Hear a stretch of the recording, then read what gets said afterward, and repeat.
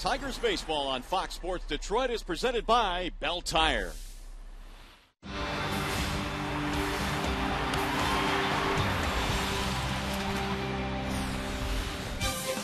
You would be hard-pressed to find a better 3-4 combination in the major leagues than Fritz Fielder and Miguel Cabrera. The dynamic duo homered in ball game last night. They have combined for 73 RBIs through 33 games this year. They'll be on display again here tonight at the ballpark. It is a cool, overcast night for baseball. Welcome to Comerica Park, Game 2, featuring the Indians and the Detroit Tigers. Hi again, everyone, and welcome to Tigers Baseball. Mario and Pemba, Rod Allen, glad to have you with us tonight. Tigers trying to make it 2 straight against these Indians after a big win last night. And, of course, right in the middle of it, Rod, Fielder and Cabrera.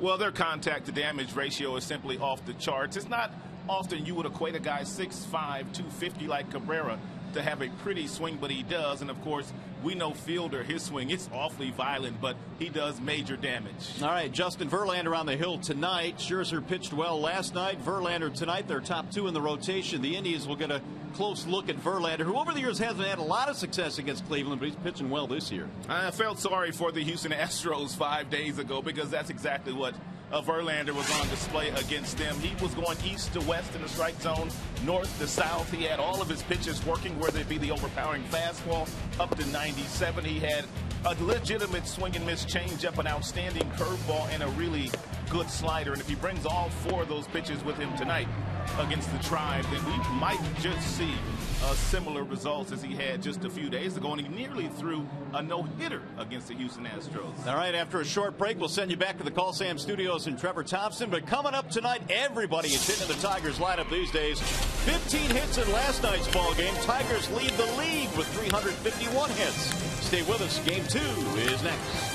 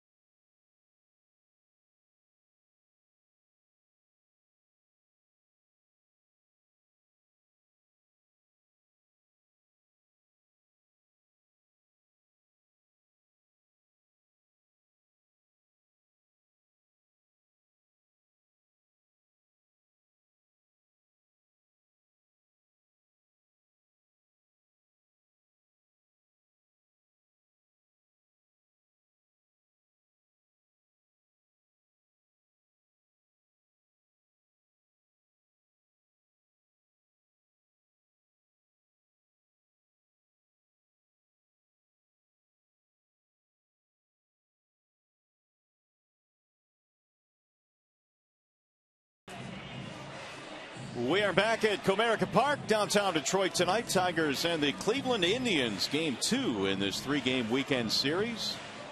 And a cool evening for baseball here at the ballpark. The starting lineup for the Indians, presented by the Metro Detroit Chevy dealers. It'll be Michael Bourn, Jason Kipnis, Asdrubal Cabrera in the top 3 spots. Swisher, Santana, Giambi in the middle. Bottom 3 of Mark Reynolds, Michael Brantley, and Lonnie Chisenhall for the Indians. And Justin Verlander tonight is presented by Family Heating, Cooling, and Electrical. The Cleveland Indians offense was sizzling hot last night, but Max Scherzer was able to slow them down. Verlander will be looking to do the same thing tonight. 4-2 record for the ace. A 1.55 earned run average. The opponents are hitting only .222 against Verlander, and he's only given up 1 home run. Let's take a look at the Tigers starting defense presented by Beaumont Health System. Dirks in left, Jackson in center, Hunter in right, fielder Infante, Peralta, Cabrera in the infield, and Alex Avila back behind the plate once again here today. Jim said before the game that Avila's starting to swing the bat real well, and he wanted to put him back out there tonight. So Michael Bourn will lead things off, and here we go. The first pitch of tonight's ball game is a strike called on Bourn. Michael Bourn last night was 0 for 4, freshly off the disabled list. Batting .306, couple of homers this year for Bourn.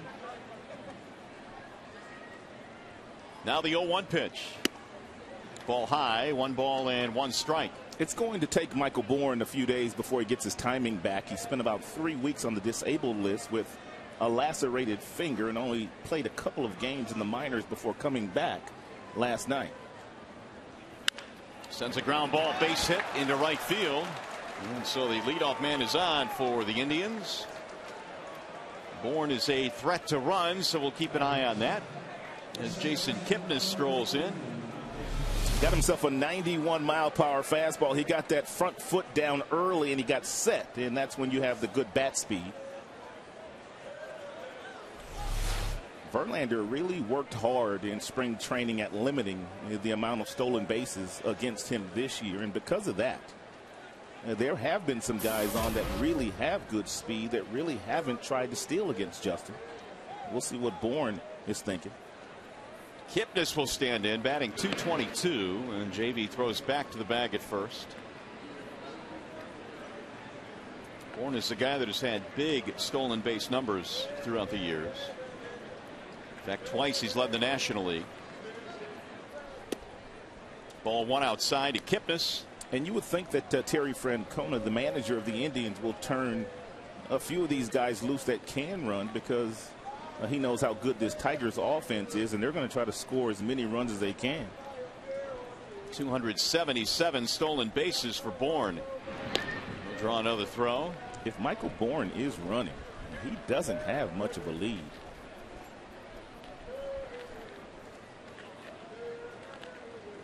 Terry Francona in his first year managing the Cleveland Indians. Kipnis takes ball 2 outside.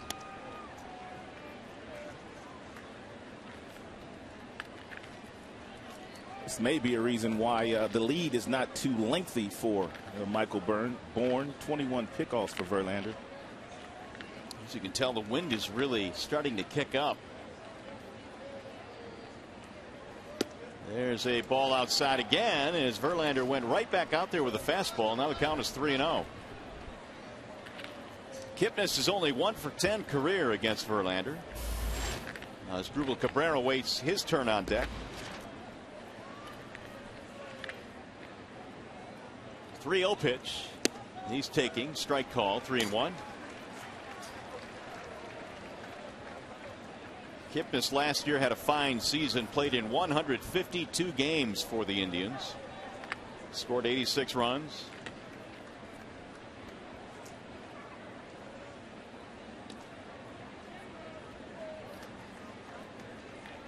Bourn once again drawing a throw. Verlander, in search of his 5th win of the season, came in with a sparkling ERA of 1.55. And that no-hitter into the 7th inning in Houston. Strike call. Fill the count now. 3 balls, 2 strikes.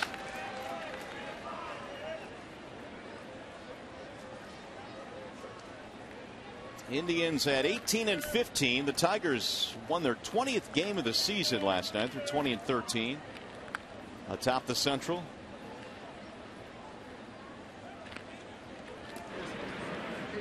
Prince playing actually a step off the bag in front of first base as Bourne gets back in standing up.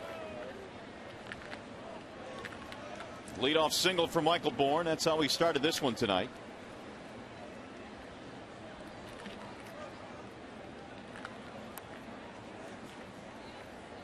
Now the 3-2 runner goes. Ball 4 high, and the first two Indians have reached. First walk of the game for Verlander. And that'll bring up the number 3 hitter, Asdrubal Cabrera. Skipper starting to button up a little bit as the winds have made it a little bit chillier here at the ballpark. 57 degrees right now. Cabrera was 1 for 4 last night. Indians have either had him in the 2 spot or the 3 spot in the lineup, and this year batting third. He's hitting .300. Showing bunt, he pops it up foul. 0-1 on Asdrubal Cabrera. Part of a retooled offense this year here in Cleveland. Cabrera one of the holdovers, but some new names, including Swisher. Giambi is in there tonight. Mark Reynolds coming over from Baltimore. Swisher waiting on deck.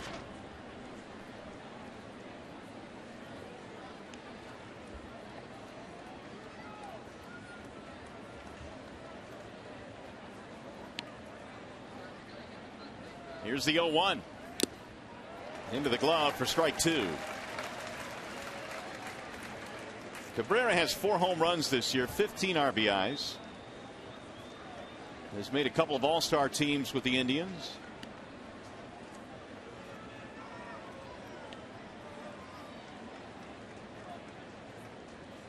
And batting up there now with an early RBI chance here in the first inning. Now Verlander steps off.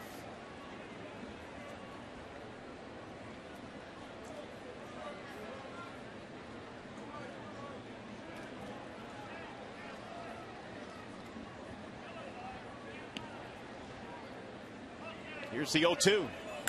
Bouncing ball right side. Infante fires to second one. No relay. Peralta held on to the baseball, and Cabrera is aboard on the fielder's choice. 1 gone. A good off-speed pitch here by Verlander. He sped the bat up of Cabrera. The ball not hit sharply enough to turn 2. Peralta wisely got out of the way of the sliding Kipnis.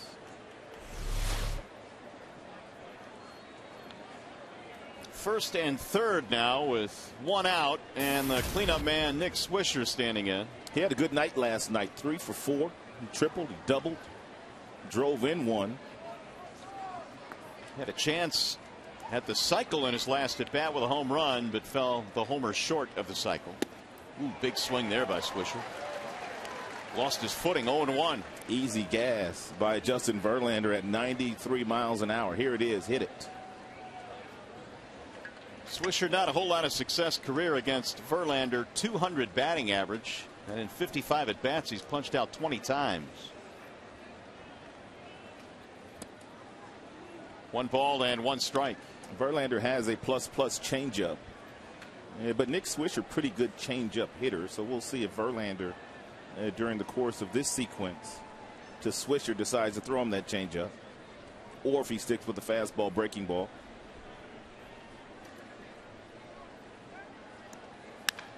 Ripped to right field, a base hit. Bourne will score. Cabrera's on his way to third, and they might try and score him. Now they're going to hold him up. Cabrera comes to a slide around third. Swisher will scamper back to the bag at second, and the Indians have a 1-0 lead. This is about as short a swing as I've seen Nick Swisher with in the last few years. He's always been one of those guys that takes really big swings, but here's a fastball on the inside part of the plate and real short and quick to the ball. Whistle down in the gap, and Brad Mills, take a look at that third baseman. He's way down the line, and that gives you a chance to make a last-second decision if you need to do so. You're telling him to score, then all of a sudden you see the relay is a clean relay, so you have to stop the base runner and Cabrera had to slide to stop himself. A pretty good job there by Cabrera. He had a full head of steam rounding the bag at third base. That's exactly where you need to be as a third base coach on a play like that, directly down that right field line. Santana taps one foul. RBI double by Swisher, who's had himself a monster series already. This one's starting out just like it did last night. So Swisher doubled in the first inning against Scherzer and drove in a run. JV so far has thrown 16 pitches.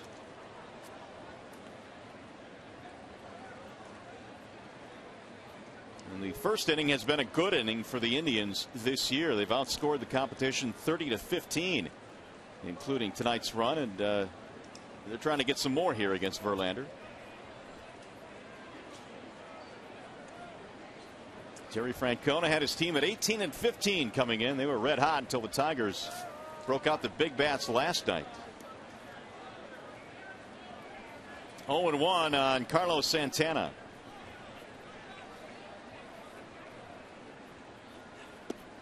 Ball outside, 1 ball, 1 strike. Here's what it looks like in the Central. Tigers game and a half up on KC. Cleveland 2 out. Everybody in the division lost a game last night. The Tigers gained a game on everybody. You may remember Verlander's last start against the Houston Astros. He had to throw 26 pitches in the first inning that day, and of course he was throwing a no-hitter that afternoon, and he probably wouldn't have been able to finish the no-hitter because of the 26 pitches that he threw in the very first inning that day. Yeah, 116 through 7 innings. It was certainly going to at least develop a dilemma for Jim Leyland getting late into that game, but I don't know that Leyland would have let him go out there. And Leyland said he would have allowed him to go 125, maybe 130. 2-1 on Carlos Santana. Indians have a run in here in the first. Outside, 3 balls, 1 strike. So far the ratio for Verlander has not been all that good, not crisp to this point, as the veteran Jason Giambi waits on deck.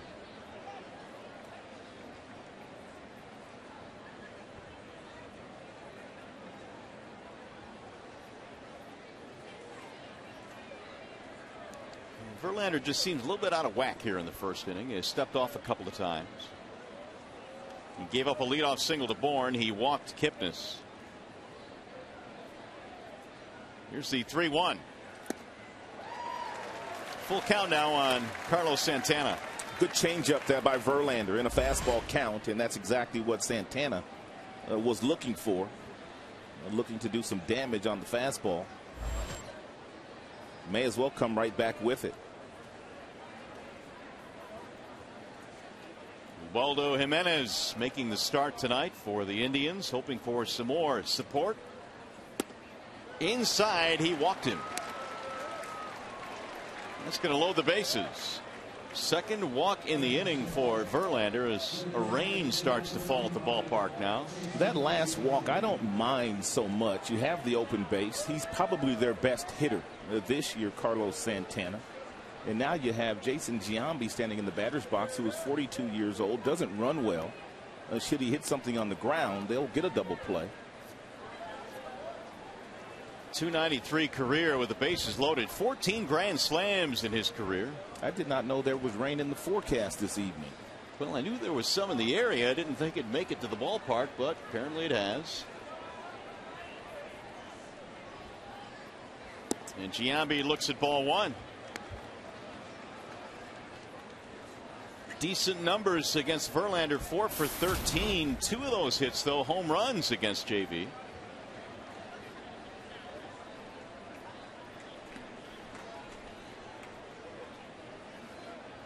Verlander again steps off. Now he wants his catcher Avila to come out to the mound. Just a bit of a strange feel to the start of this one tonight. Verlander has walked 2 batters. He's given up a couple of hits, including an RBI double to Swisher.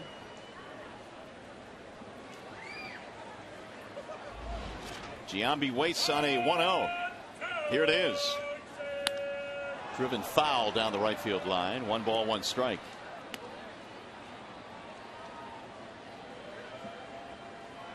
Jason, now 42 years of age, former MVP in the American League. Back in 2000 with the Athletics. And he's got 3 men on the bases right now: Cabrera, Swisher, and Santana. Outside, 2-1.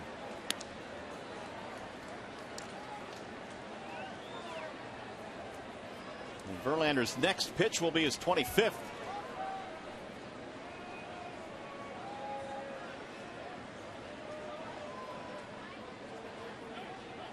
Time called now by Giambi as he steps out.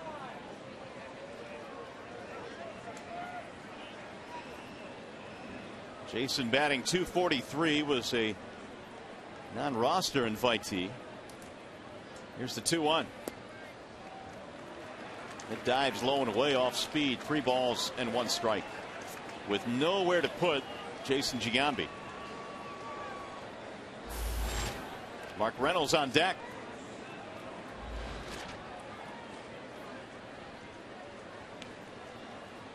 Here's the 3-1. He walked him with the bases loaded. That'll force in a run. 3 first-inning walks. That is 2-0 Cleveland. That'll bring Jeff Jones out. And already a 26-pitch first inning for Verlander, and only 1 Indian retired.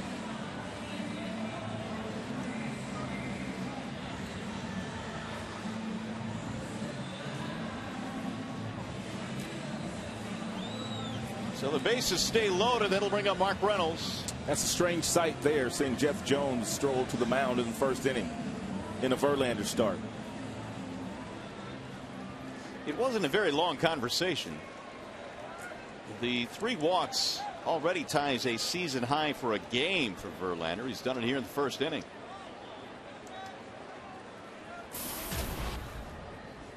Well, he's got Reynolds now, the 7th man to bat in the frame. Reynolds at .283. He takes low and away.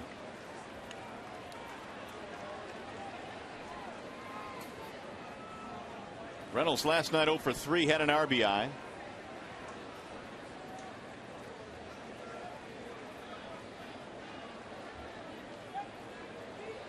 Here's the 1-0. Tried to hold up on the breaking ball, couldn't do it.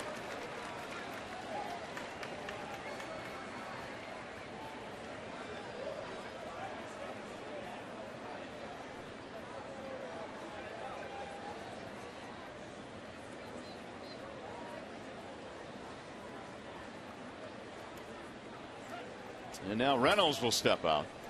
Reynolds adds some pop to a lineup that last year didn't have much pop from the right side. Indians got only 26 home runs from right-handed hitters last year. There's a strike call, and the count is 1-2. With guys like Reynolds and Swisher, Michael Bourne has kind of made everybody else better. Carlos Santana getting lots of pitches to hit these days after walking 91 times last year. He walked 97 times in 2011.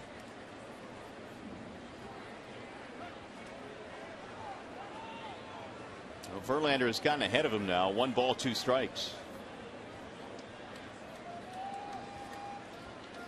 And here it is. Came in with a fastball on the outer edge at 95.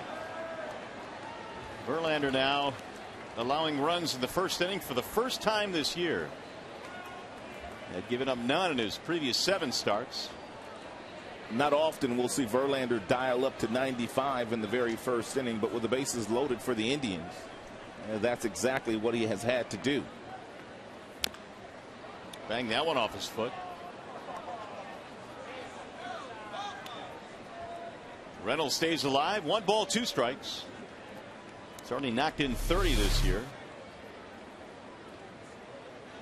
That one off his front foot.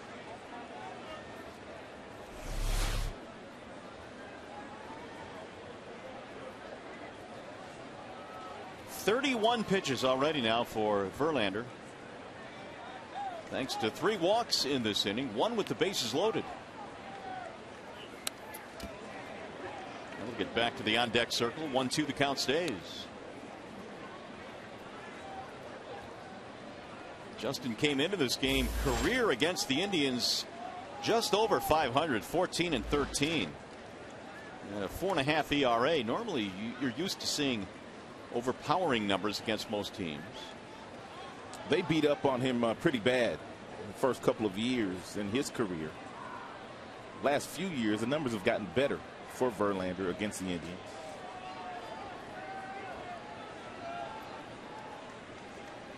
One and two.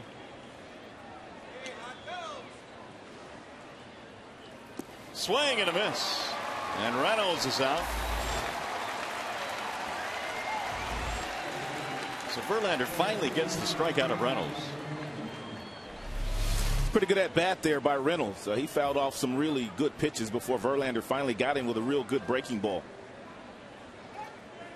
And now Verlander has to face the guy who has probably had the most success against him. That would be Michael Brantley. And he will face him with the bases loaded.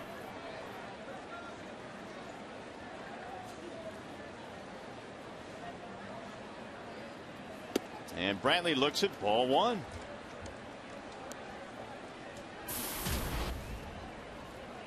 .296 this year for Brantley. Had an RBI in last night's game. But he comes in batting .435 lifetime against Verlander. Here's the 1-0. Sliced in the air toward left. Dirks backing up, still going, runs it down. Verlander, a long first inning, but he kept the damage to a minimum.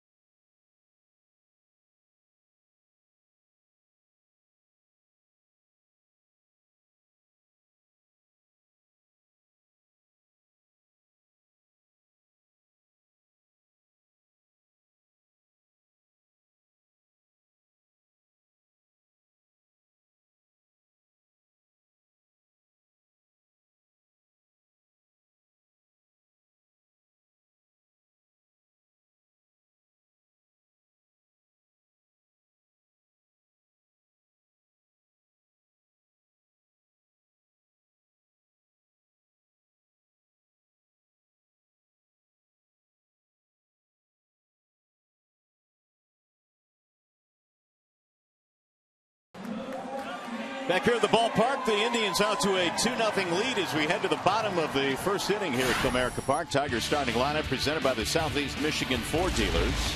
Jackson, Hunter, Cabrera at the top. Prince batting cleanup, then Victor Martinez, Andy Dirks, and a bottom 3 tonight at Peralta, Avila, and Infante. And they will face Ubaldo Jimenez. Probably coming off his best start of the year. His last start against Kansas City only gave up 3 hits. Pitched 7 innings in that game. He only walked a couple, and that's usually the Achilles heel of Ubaldo Jimenez. He usually walks quite a few batters.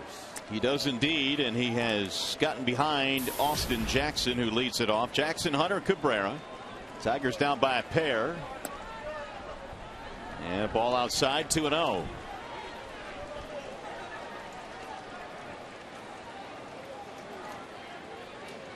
There's the 2-0 pitch. That's in there for a strike. Rain coming down at a pretty good pace now. Yeah, it is. It lightens up and it comes down hard again. Jackson fights one off in on his hands. 2 balls and 2 strikes. Before the Indians acquired Jimenez, he had a fastball when pitching for Colorado that got up to 97, 98 miles an hour. He doesn't get to that level anymore with Cleveland. He's usually right around 92 to 94. Right down the middle, strike 3 call. Jackson punched out of there, 1 gone.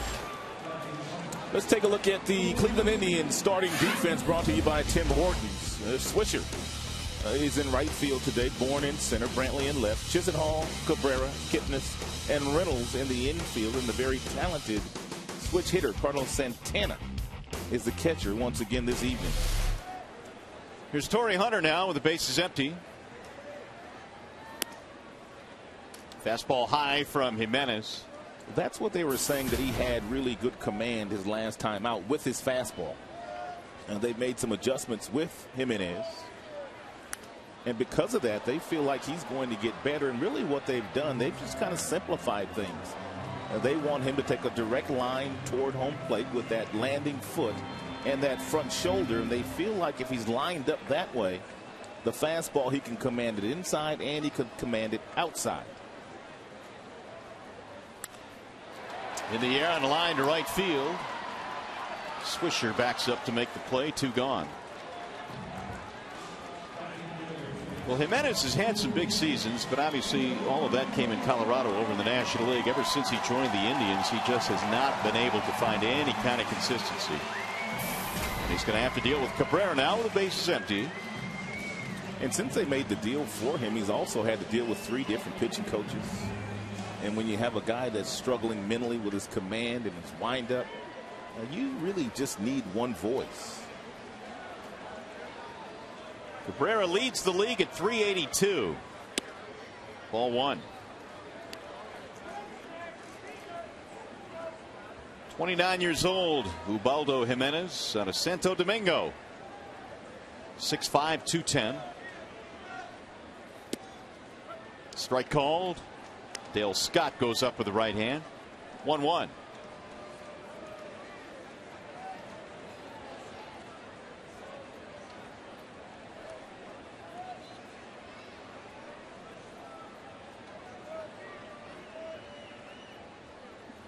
Cabrera hits one to third. Nice backhanded pick by Chisenhall. It'll be a 1-2-3 inning for Jimenez. Tigers go in order. We go to the second.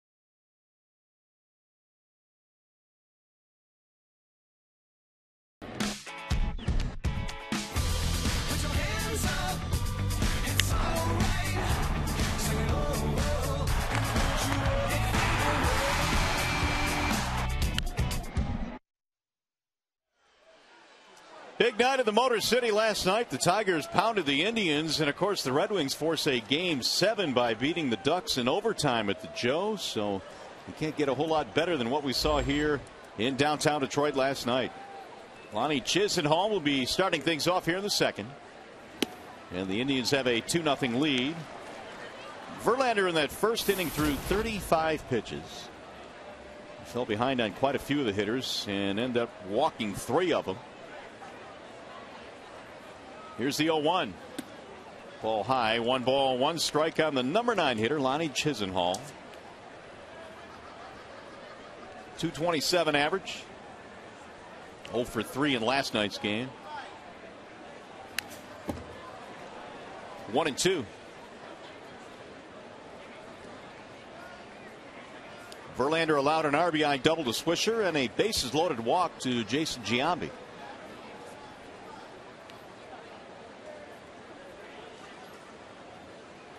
And really somewhat fortunate that the Indians only were able to put up 2 runs. They left the bases loaded in the first inning. 1-2 is hammered in the air to right field. And over comes Hunter to make the play. 1 gone. Chisenhall is out. Now back up to the top of the lineup, Michael Bourne.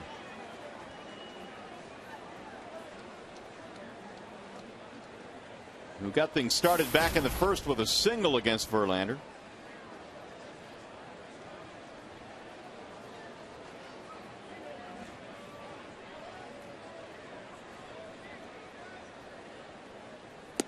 Bourne looks at strike 1. Bourne grew up in the Houston area. In fact, he played on the same Little League team as Carl Crawford did of the Los Angeles Dodgers these days. There's a strike and the count goes 0-2. That means he had a chance to play at home for a couple of years when he was playing for the Astros. Yeah, he did. And then he left for the Braves. Here's the 0-2. Swing and a miss. Verlander strikes him out. Awkward late looking swing by Bourne. Verlander will start that breaking ball up, and as a hitter you think the ball is going to be out of the strike zone and up in the strike zone. All of a sudden you give up on it, and then it drops very nicely right around the belt buckle, and that's exactly what happened to Michael Bourne there. He thought that ball was going to be high. So Jason Kipnis now with 2 outs.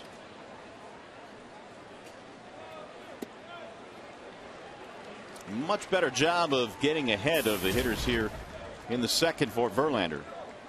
Kipnis had a base on balls in the first inning. That one missed up high.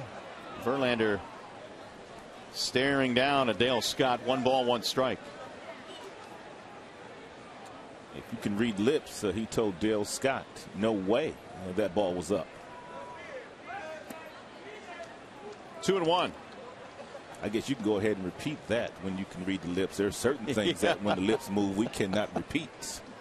I'd say about 99% of the time we got to leave it alone. Here's the 2-1. A little bit outside. 3 balls, 1 strike on Kipnis. On deck, Asdrubal Cabrera. Looks like the rain has lessened now. In fact, it's pretty much non-existent. Here's a drive to right, base hit. Kipnis a 2-out single. Indians have another hit on the board. It'll be their 3rd of the game, and that'll keep the inning going for the number 3 hitter, Cabrera. And we talked about Michael Bourne in the very first inning and the fact that he will steal a base. Kipnis also has decent speed. He stole 31 bases last year, and he's off and running again this year. 6 steals already for Kipnis. And with 2 outs, more than likely, he's going to try to get himself down into scoring position.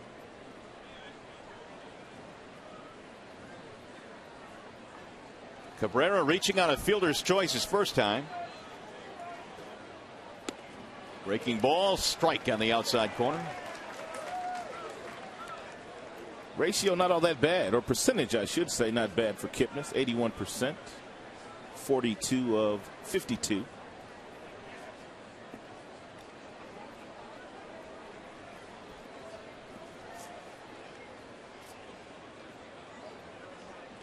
Kipnis last year was pretty good on the stolen base column, 31, which was good for 6th in the AL, and that's fouled straight back.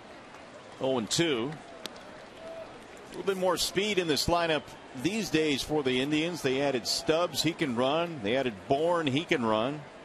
So much is made of the fact that they like to pound the ball, and they've hit a lot of home runs. But Jim Leyland talking before the game about the fact that they are pretty well balanced. They can beat you several different ways. And the 0-2. Just like most teams in the majors, the Indians will go as far as their pitching takes them.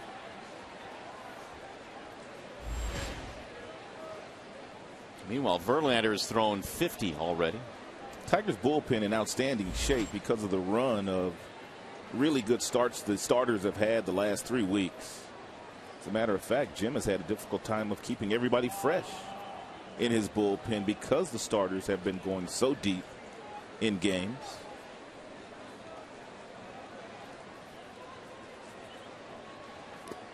I guess you would rather have your starters go deeper into games than keeping your bullpen occupied, but that is, I guess, a pleasant problem to have. Well, Jim also knows that there's going to be a stretch this year where the starters are not going to be as productive, and he's going to have to dip into that bullpen early and often. And that's when you want guys to be fresh. 1-2 on Cabrera.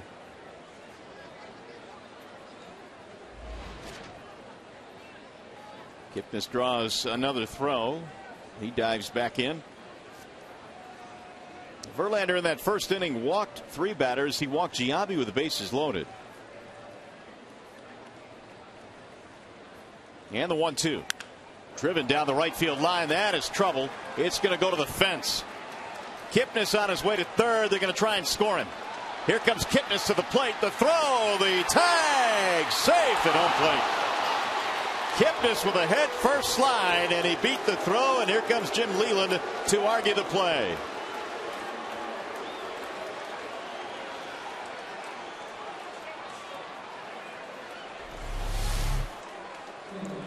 And Cabrera jumps on a fastball, hits it down the right field line. Torrey Hunter picks it up bare hand, gets it to Infante. Infante wheels and fries a strike to Avila, but it looks like Avila may have given Kipnis too much plate.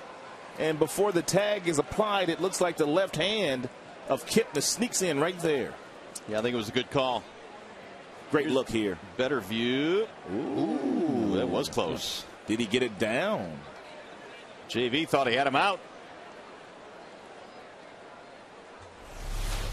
3-0 is our score. That last look, although the hand appeared to get across the plate before the tag was applied by Avila, but was the hand on the ground?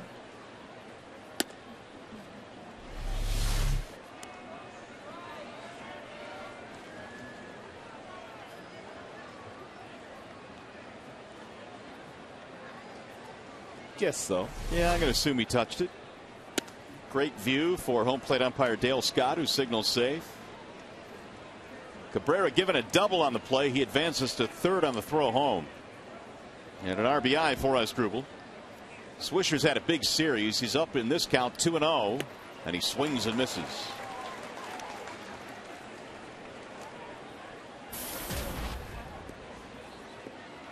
Swisher doubled in a run in the first. Had a single, double, and a triple in last night's game. Ball high. 3-1. 3 runs on 4 hits in this game for Cleveland. All 4 of the hits that Verlander has given up today have come on fastballs.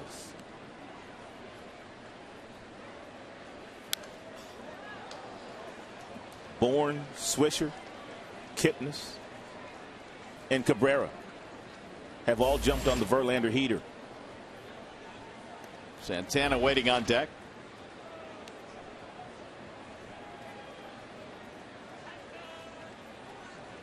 Three and two. Swisher able to stay alive, fought that one off. Nick is hit safely now in his last 6. He has gone 8 consecutive years of at least 20 home runs. Been consistent in that respect.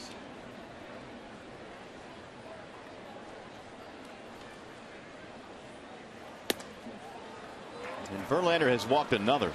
Yeah, he's a little out of whack today. Already 59 pitches thrown by Verlander. 25 of those have missed the strike zone. And the 3 runs that he's given up, that's a season high for him in any start. Throw in 4 walks. And that has Jim Leyland pacing a little bit. Here's Santana. 3-0 Cleveland. They got 2 in the first, 1 here in the second, and they've scored a run after the first 2 were retired. If you're Terry Francona, you have to be really happy at the way that your offense has come out here today against Verlander after really being manhandled last night by Max Scherzer.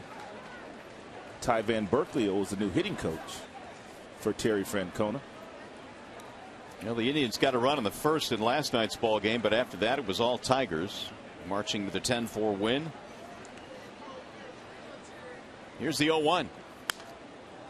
That'll get back out of play. 0-2 on Carlos Santana. And Drew Smyly is starting to warm up. And ironically, before the game today, Jim Leyland talking about the fact that Smyly has been so good at the back end of the bullpen that he hadn't been able to really stretch Smyly out and give him a lot of innings. Yeah, he said Smyly probably couldn't start now and give him any length if he needed him to do so. He'd have to probably go to the minors and start if they needed him to start games. Runner goes from first, bouncing ball deep at second, and Infante will throw him out. Santana's gone. And that is that for Cleveland, but they add 1 more on a close play at the plate. Kipnis safe.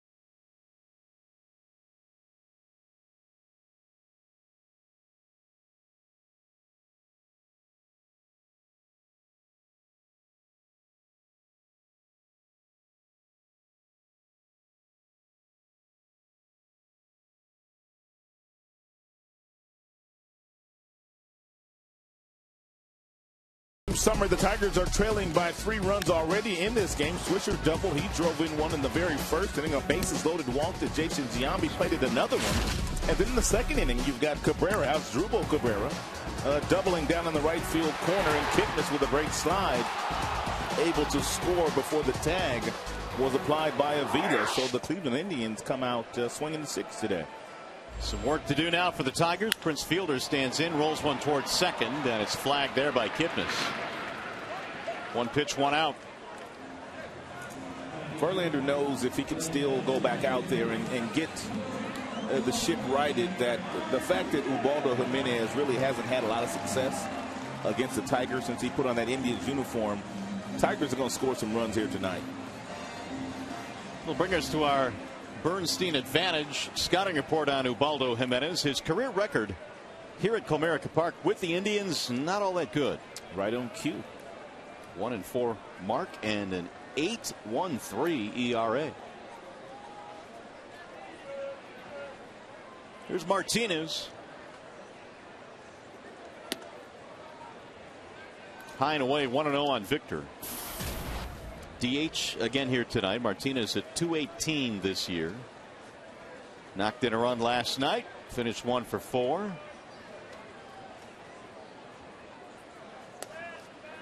There's a strike.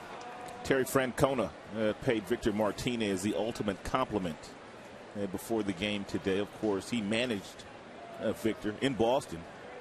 Says he's the ultimate protector. Switch hitter with power. Doesn't panic and puts the ball in play. And, of course, he's talking about batting behind Miggy and also Fielder. Numbers on Francona in his career as a skipper, over 1,000 wins. A couple of World Series titles with Boston. On the outer edge, a strike called, and Martinez is out of there. That is what we've been told that Jimenez has been able to do his last 3 starts, is really spot that fastball because of the direct line that he is taking with that front shoulder. He's not opening up prematurely, and the ball's not flattening out. Therefore, he's able to use that very tall frame that he has and throw directly downhill, which is getting the ball down in the strike zone with a little giddy up on it.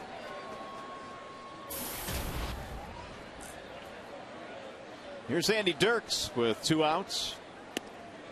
Breaking ball drops in 0-1. Jimenez has that fastball, 92 to 94. He's got a curve, he's got a slider, he's got a splitter.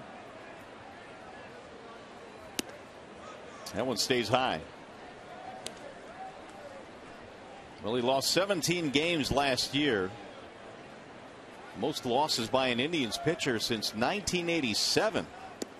Tom Candiotti lost 18 that year for the Tribe. The knuckleballer. He had a rough season at 87. Knuckleball wasn't dancing that year. The 2-1 is swung out and missed. Good pitch there. That's the split-fingered fastball that Jimenez throws a lot of.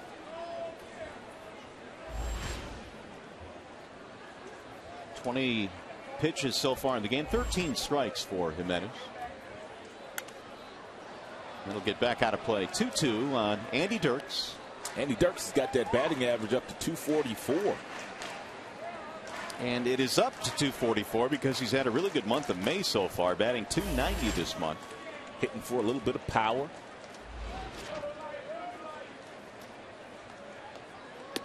He homered in Houston. He homered last night as well. And in his last 10, he's batting at a .342 clip.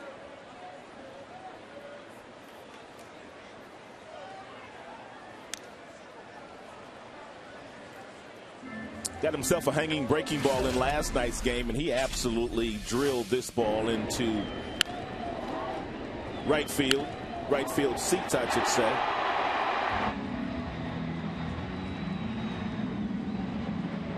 It was his 3rd of the year. Tigers last night had 15 hits in the game. So far tonight, they are looking for their first against Jimenez.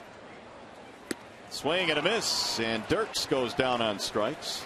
3rd strikeout of the game for Ubaldo Jimenez. Indians continue to lead this one, and you're watching Tigers Baseball Tonight, presented by Bell Tire.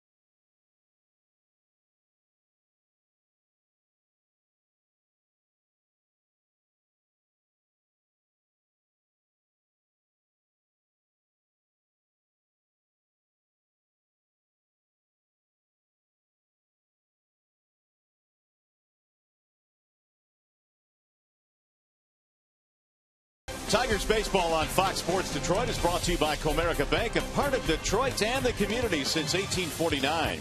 Dodge. Visit Dodge.com or see your local dealer today. And by Country Fresh. Share a pure moment. Tigers down by 3 as we go to the top of the 3rd here at Comerica. Jason Giambi leads it off, takes strike 1. It'll be Giambi, then Reynolds, then Brantley. 2 in the first, 1 in the second for the Indians. Jason had the bases loaded walk in that first inning. And he looks at a pitch high and away. 1 ball, 1 strike. Giambi's gone from interviewing for the managerial job with the Rockies to DHing for the Indians. Swing and a miss. 1 ball, 2 strikes.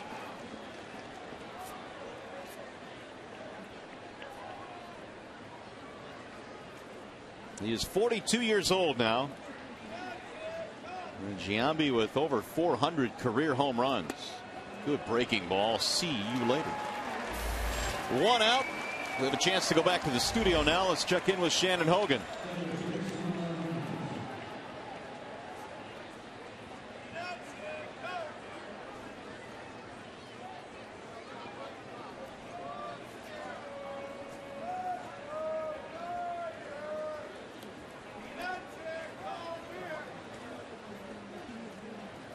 All right, Shannon, thanks. So Justin Verlander can feel his pain because Verlander had that no-hitter deep into a game, his last start against Houston. Before it was broken up. Mark Reynolds, the batter, with 1 out. 3 strikeouts and 4 walks in this game for Verlander.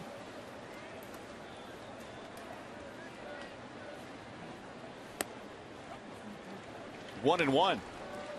JV made 3 starts last year against the Indians. Kind of weird numbers. He lost 2 of them, but his ERA in those 3 starts was 2.45. Here's the 1-1. Another wave through a breaking ball. 1 and 2. It appeared to take Justin a little time to find that really good arm slot, which has allowed him to throw some outstanding change-ups and breaking balls to the last couple of hitters. But he's found it. A really good breaking ball there by the Tigers ace. Reynolds was able to lay off that one. And some of you may not know this, but Verlander, one of the few pitchers that does throw a curveball that doesn't use the seams. And Verlander doesn't feel comfortable using the seams. Therefore, he just throws, I guess like they call it a dry curveball.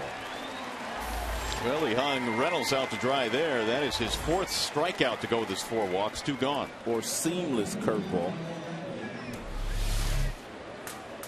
Every single pitch on the outer edges to Reynolds, and he finishes them off with a slider. 2 up, 2 down. Michael Brantley will stand in.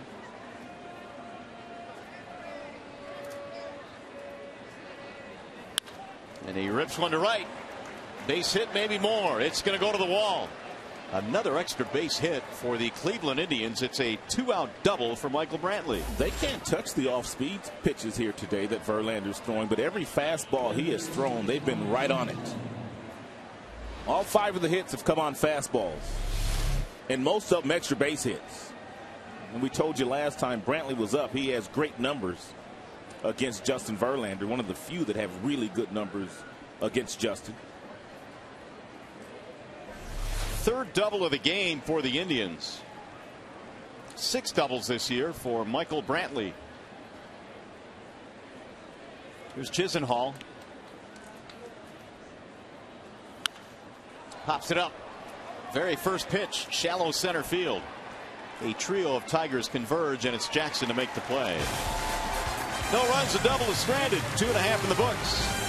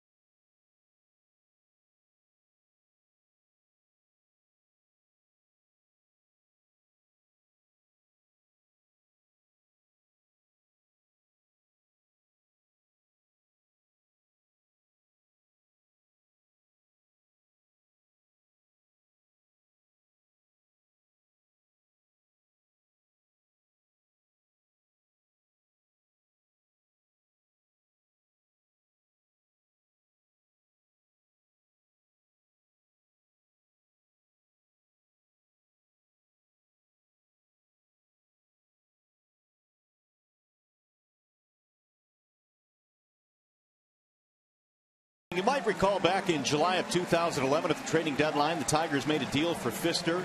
The Indians made a deal for Jimenez. And this is how the numbers have been able to shake out since the trade deadline of 2011. The Tigers have been a whole lot better with Pfister in their rotation. And Jimenez, of course, has struggled with Cleveland. There's a strike called on Johnny Peralta, who leads it off here in the third. Verlander needed an easy inning. He got one. He threw just 11 pitches in the third. There's a ball outside. 1 ball, 1 strike.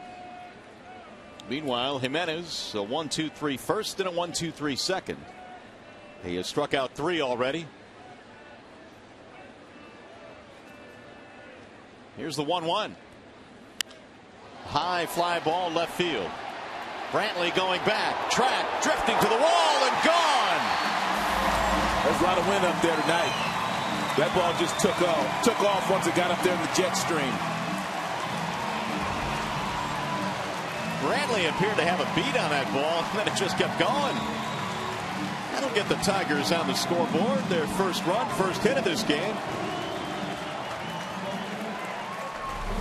Johnny got something at the top of the zone. It appears to be a changeup that didn't do a whole lot, and once the ball got up, it just kept going and going until it ended up in the Cleveland Indians bullpen. Wind is blowing out to left tonight, and that may have carried that ball over the fence and into the bullpen. It's number 3 for Peralta.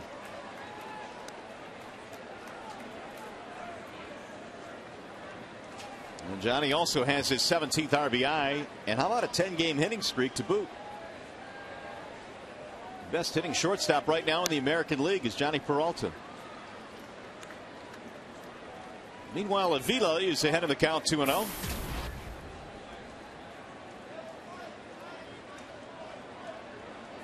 Alex 2 out of 4 last night, had 3 RBIs. Swing and a miss. Jim Leyland had a decision to make before the game whether to start Brian Pena, who was 4 for 5 against Jimenez in his career, or stick with Avila, who has been swinging the bat a whole lot better. And he chose Avila. Breaking ball, foul back. You know, sometimes you look at those numbers and you look at the sample size and you kind of decide what you want to go into that decision. Well, Avila's a starter, and Jim knows that he's got to get Avila going or keep Avila going. That last couple of days in Washington, Avila had some nice plate appearances, performed well last night, and Jim feels like he may be on to something. 2-2. Way inside, 3-2.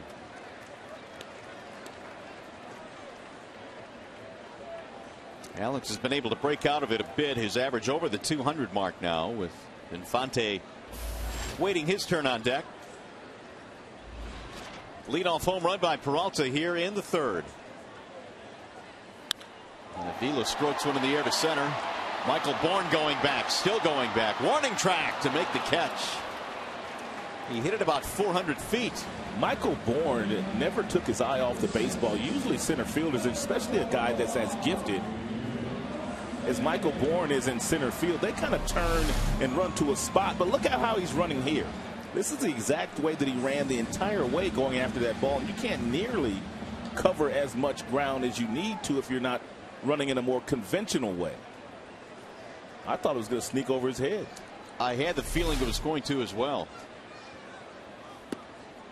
Infante has been a hot hitter. He was 3 for 4 in last night's ball game, 6 for his last 8 at bats. .319 batting average. And Michael Bourne really has to lean on his corner outfielders, and Swisher and also Brantley, a couple of guys that have been in the American League. This is the first tour of duty for Bourne in the American League, so he doesn't know these hitters the way that Brantley and Swisher do. Now the 0-2. Dale Scott looked like he wanted to go up the right hand but didn't do it.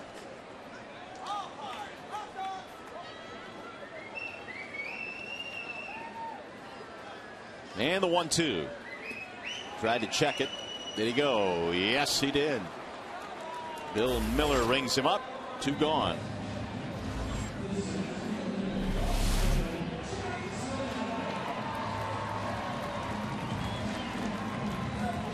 That'll be the 4th strikeout for Ubaldo Jimenez. With little help from Mr. Miller. Here's Jackson.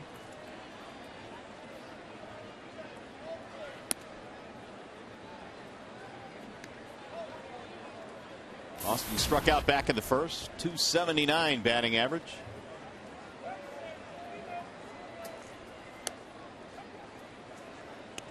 Jackson now 33 runs scored. That leads the American League. And keep in mind, last year he scored 103 times. He has scored over 100 in 2 of 3 big league seasons. Pulled foul.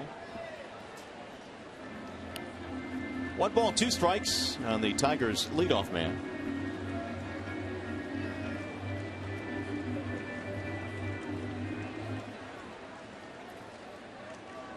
Verlander, rocky couple of innings to start this one, but then righted the ship in the 3rd. Tigers have gotten him 1 run back. Off the plate, 2-2. Jackson is a .368 hitter, career against Ubaldo Jimenez. And he taps one slowly toward 3rd. Chisenhall running scoop. Nice play, and they nip him at the wire. Tigers get a run back, though. Johnny Peralta goes deep. Solo shot.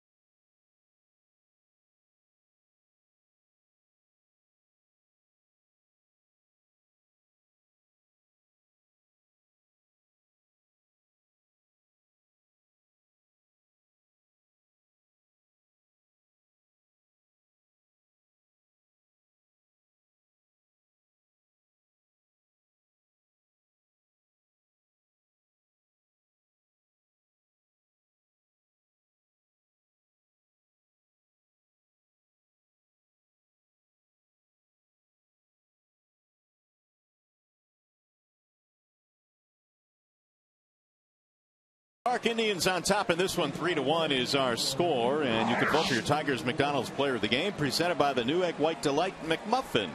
Using your cell phone, text Tigers followed by a space and the player's uniform number to 37338, or if you'd like, vote online at foxsportsdetroit.com. My first Tigers game. Well, congratulations. Hopefully the Tigers can put some offense up here and come back in this one. Still plenty of time to go to get that young guy's first win. Johnny Peralta got a run back with the home run. Verlander back to work. And Michael Bourne hitting for the 3rd time already. 1 for 2, single strikeout. Bounces that one foul. 1 ball, 1 strike.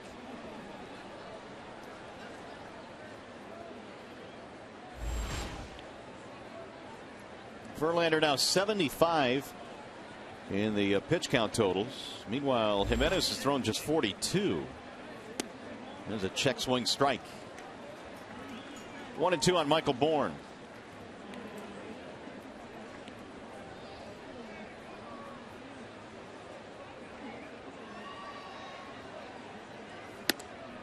long do you usually think it takes guys, Rod, to make that adjustment going from the National League to the American League? Well, the biggest adjustment is knowing the pitchers, because actually now with interleague play, you play a lot of games against, so many of these guys, and also in spring training you see teams from the other league. But the biggest adjustment is seeing a guy when he's out there 60 feet 6 inches from you to really determine the action that guys have on their pitches. Yeah, it's a good point. I mean, you talk about interleague play. Now it's almost to the point where, we've seen the Pirates every year. We see a lot of these teams every single season. As Bourne held up there, so it's not as much a mystery, I suppose, as it may have been in years past. 3-2 is fouled back out of play. And I also think it may be more difficult for a guy like Prince Fielder, let's say, a power hitter, when he changes leagues, because when he's in that batter's box, he's trying to do damage. He's trying to hit the ball over the fence, whereas a guy like Michael Bourne, more of a table setter, more of a contact guy. Shorter, quicker swing. No contact there, swing and a miss. 5 strikeouts for Justin. They really have not had much success today against the Verlander changeup, the slider, or the curveball. All 5 of the Indians' hits have come on Verlander heaters so far tonight. I'm sure Verlander understands that, and more than likely he's going to give him a heavy dose of the off-speed stuff the remainder of the way. Kipnis a walk and a single, and he has scored a run. Fastball on the outer edge. 0-1.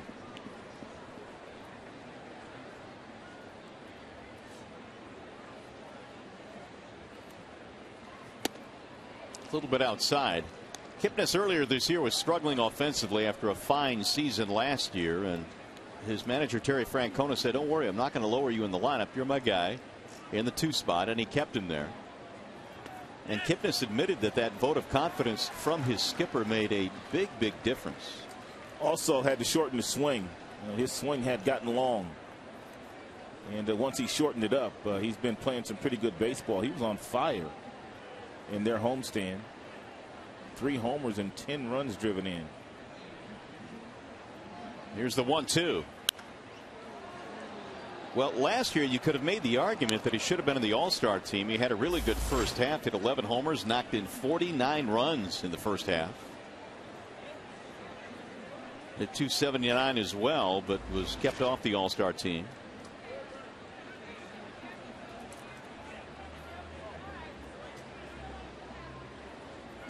Again, the 1-2. Breaking ball that time, and Kipnis laid off. 2-2 on the Indians' second baseman. We're in the 4th. It is 3-1 Cleveland. Middle game in this 3-game weekend series. And the 2-2. Swing and a miss. Oh, did he get a piece of it? Nope. Down he goes. He struck Michael Bourne out with a changeup, and he comes back to get Kipnis with a well-located changeup. What's the velocity been on the fastball for Verlander so far today? 95. He threw that back in the first inning. And 76 with the changeup. Those readings are always brought to you by Xfinity. Asdrubal Cabrera looks at strike 1. Dale Scott has called quite a few balls that have been down at the bottom of the strike zone. Cabrera did not like that strike call there by Dale Scott. Breaking ball and a dandy. 0-2. So Cabrera now finds himself down in an 0-2 hole, so he will step out of the box. Justin, after giving up 3 early runs, has settled in nicely. He has struck out 6.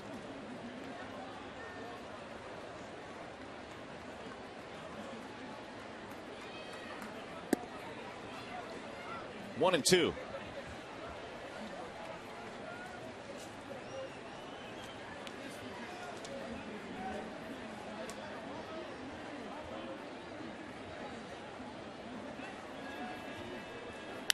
Bouncing ball right at Infante.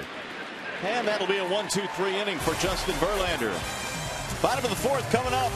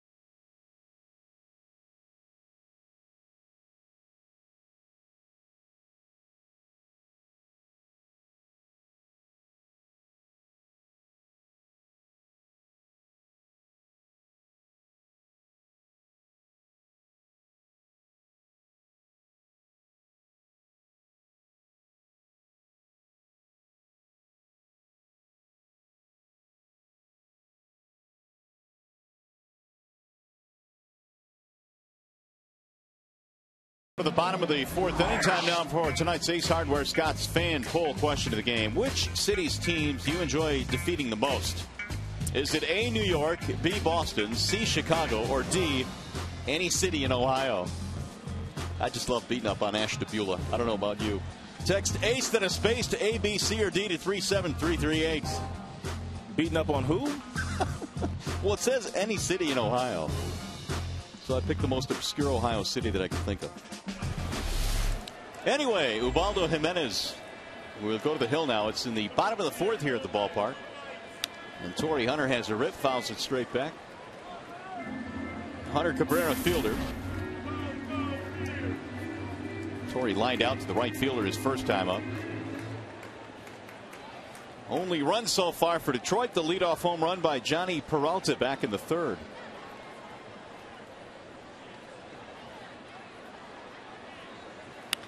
And a roller toward the shortstop.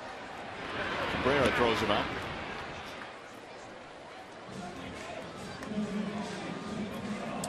Here's today's high-speed stat brought to you by Charter Internet, and it's regarding the big fella. 40 RBIs through 33 games. First Tiger to accomplish this since Hank Greenberg did it back in 1937. Miggy is on some kind of a torrid pace this season. Again, we have to go back as far as 1937 to figure out something Cabrera's done. It's just amazing what he's been able to do in a Tigers uniform. That bat that Cabrera is using right now, he's been using that bat for about 3 weeks now. You can see that bat's got some mileage on it. Most guys have a couple different bats. They have one they use for batting practice, then they have a gamer. And that gamer's all nicked up. It's been doing some damage. You want to know what Cabrera's on pace for? 196 RBIs. That's fouled off, and that one nailed Carlos Santana. Prince can't be far behind him. He's on some kind of pace himself. Yeah, because Prince came in with 33 RBIs. Cabrera 40. A direct shot to the mask of Santana.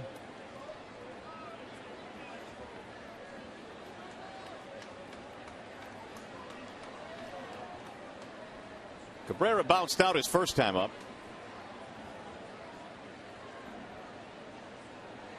And the 1-2 from Jimenez. 2 balls and 2 strikes. And both Verlander and Jimenez, for the most part, have worked away to the right-handed hitters, and that's because of that wind that's blowing out to left at a pretty good pace. Anything up in the air in that direction, it's going to be a homer.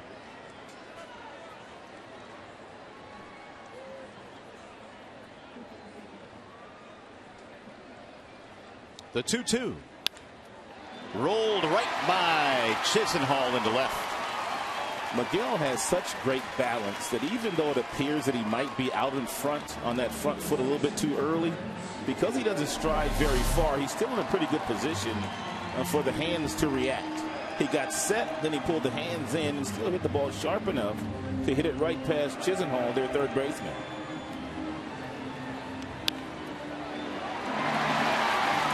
It's a 10-game hitting streak now for Cabrera.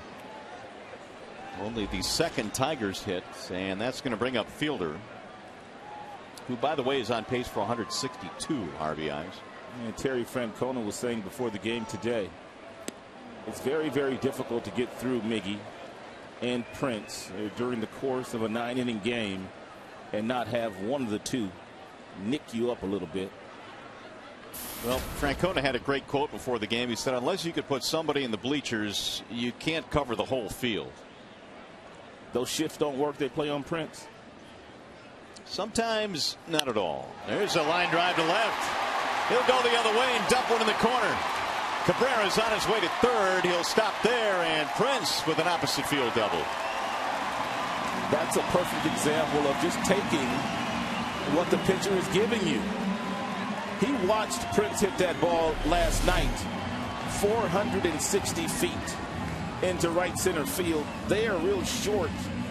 Swing by Prince fielder, slice one down that left field line for a 2-bagger. All of a sudden now the Tigers offense starting to perk up a little bit. They have the tying runs in scoring position.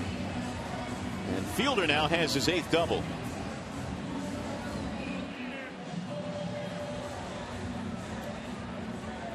Here's Victor Martinez. Martinez struck out looking back in the second.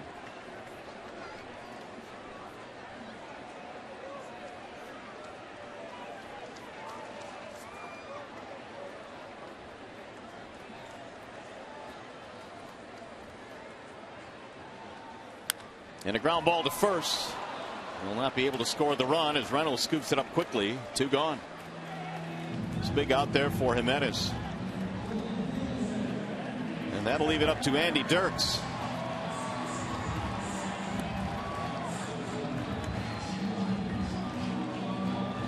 Who struck out back in the second. Jimenez struck out 3 in the first 2 innings. Has 4 total for the game.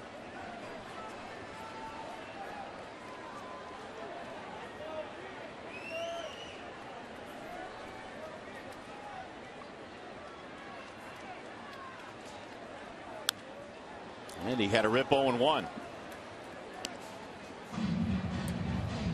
Jimenez last year led the league in wild pitches. He was also second in the league in walks. He's not walked anybody here tonight, but he's been known to uncork a wild pitch or 2.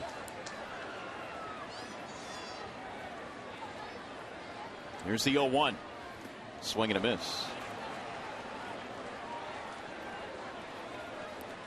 No balls and 2 strikes on Andy Dirks.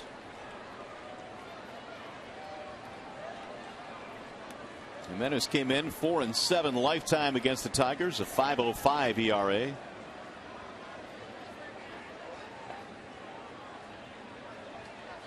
And the 0-2. Good block there by Santana. 2 nice blocks on back-to-back pitches by Santana. If you have the guts to call the pitch with a runner on third, you better get down and block it for your pitcher.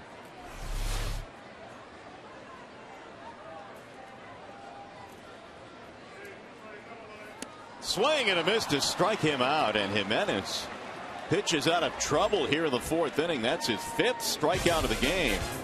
Let's go to the 5th.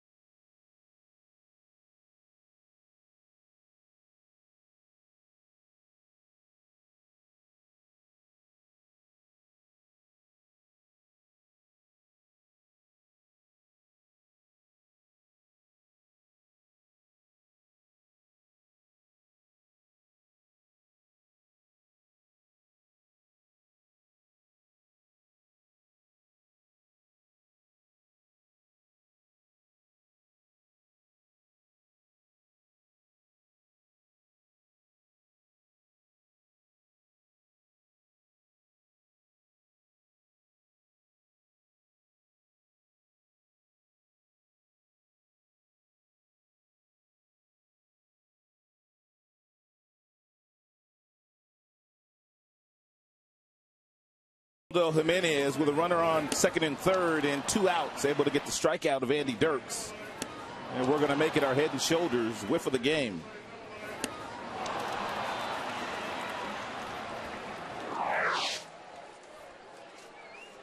Jimenez in this game with 5 total strikeouts now. And the Tigers have been able to manage just 3 hits against him. They trail 3-1.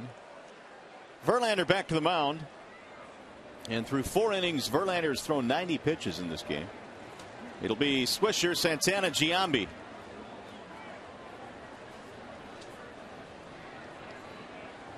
RBI double in the first for Swisher. He walked in the second.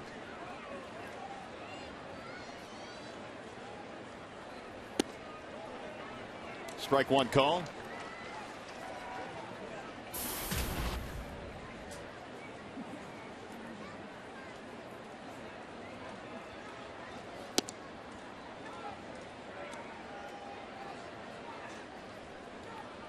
Swisher now with 17 walks. Good for first on the Indians club. Got a 6-game hitting streak. And for as well as he's performed in the regular season, when you look at his postseason numbers, and obviously all those years with the Yankees, he was there every season in playoff action. Just 169 in postseason play career. But he's gone 8 straight years of 20 or more home runs in the regular season. And Verlander's got him set up 1-2. Wouldn't bite on the breaking ball. It drops in the dirt, 2-2. You talked about the fact that he has 17 walks. He played on an Oakland Athletics team back in the day, and that placed a huge emphasis on guys getting base on balls and working counts. Yeah, Swisher was a part of that Moneyball draft for Billy Beane. Here's the 2-2. Off the plate, 3-2.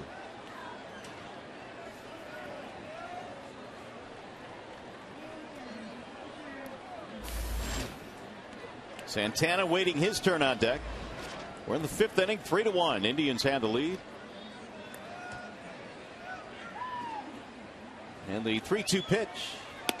He lost him. Ball 4.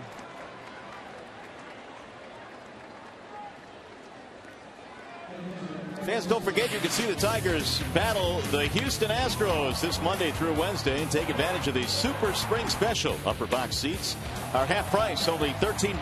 Call 866-66-TIGER or visit tigers.com.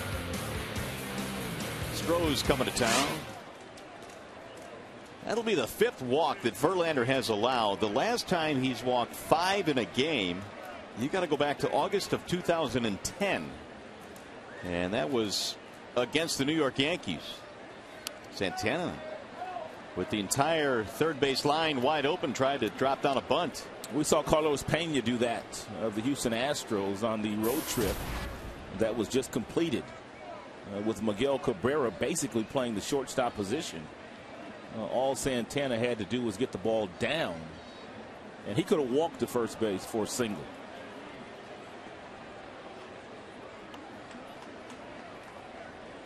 Santana 0 for 1. He grounded out his last time up. He has a walk as well. The 0-1. Breaking ball is grounded to first. Prince with a nice play. They'll need a tag play here to get the runner who's caught in a run down, and they throw it away. Swisher rounding the bag. He's going to try. Nope, he's going to head back to first base, or second rather. Verlander did a nice job of running that ball down, but the Tigers gave away an out there.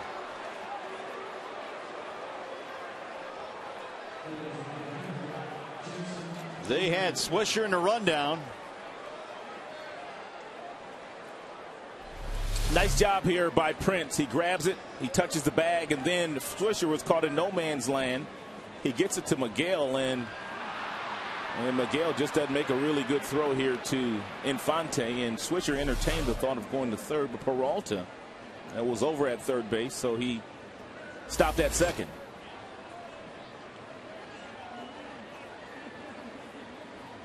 So Verlander now has to deal with Giambi. First error of the game for the Tigers. By and large have been very good defensively this year. That is their 12th error of the season. Only Seattle and Baltimore had fewer.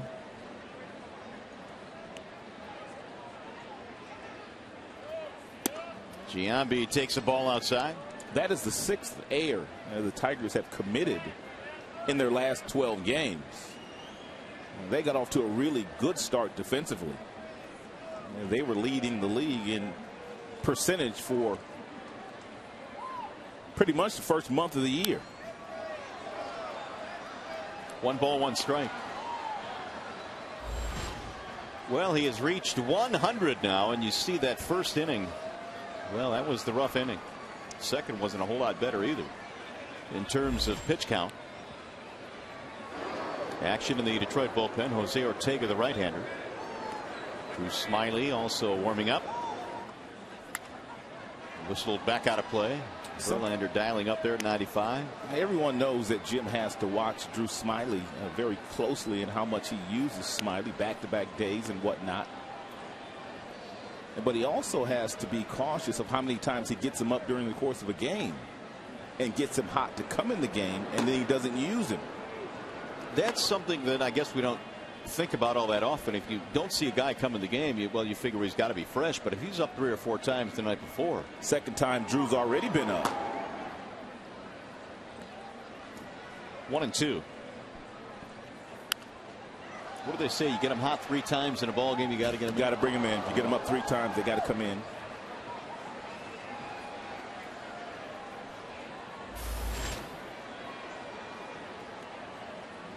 Verlander gave up 2 in the first, 1 in the second.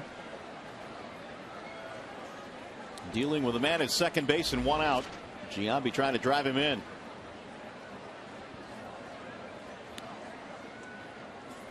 Again, the 1-2. Breaking ball, down he goes. Carved him up there, and that's 7 strikeouts for Justin.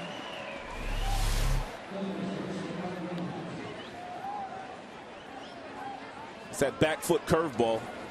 It's exactly where you want it to end up against a left-handed hitter.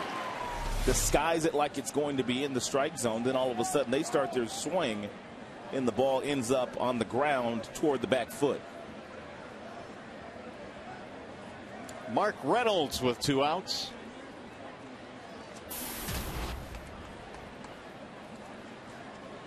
Two strikeouts tonight for Reynolds. Reynolds also struck out twice in last night's game. Well, Reynolds has 11 home runs, but many of those came early. In fact, 8 of the 11 coming in the month of April. He let the fastball go by up. 1-1. Best fastball of the night for Verlander at 96.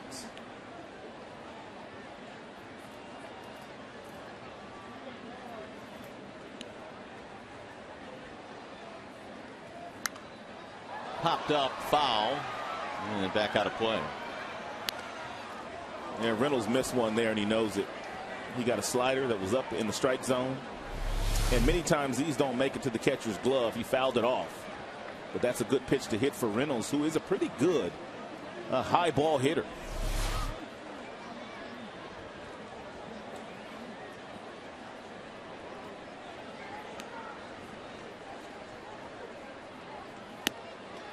Fastball away again, and the count evens now 2-2. Justin has thrown as many as 126 pitches in a game. That was his high water mark back on the 18th in Seattle. 18th of April that was. 116 in his last start. Brantley waiting on deck. And the 2-2. Drill to center field on a line. That's going to get down. A base hit.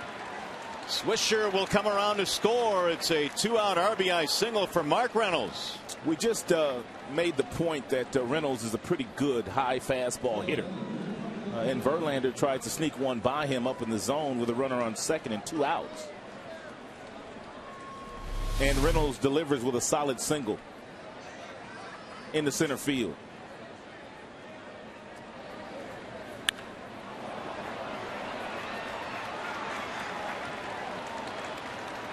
So the Indians have their 6th hit.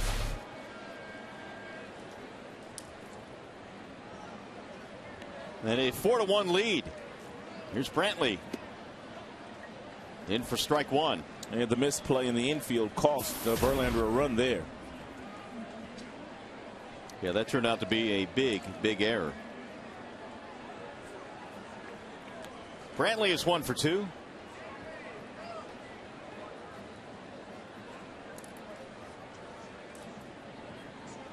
Double and a fly ball. And double came in his last at bat in the 3rd. Here's the 0-1. Bouncing ball, third base side. Cabrera. will get the force at second base, ending the inning. However, the Tribe get another run. RBI hit by Mark Reynolds. And you're watching Tigers baseball tonight on Fox Sports Detroit, presented by Bell Tire.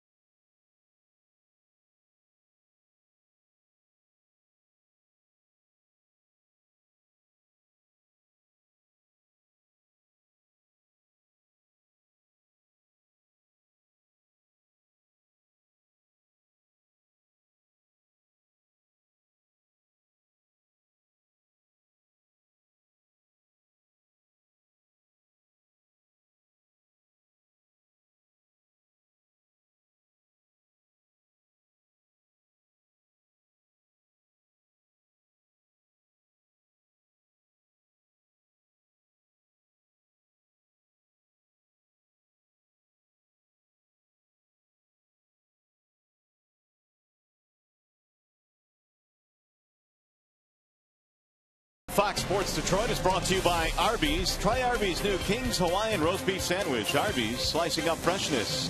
And by Bell Tire. Get the lowest tire price, period. Bell Tire. Nighttime here in the Motor City, and the Indians have a 4-1 lead in this game as Ubaldo Jimenez goes back to work.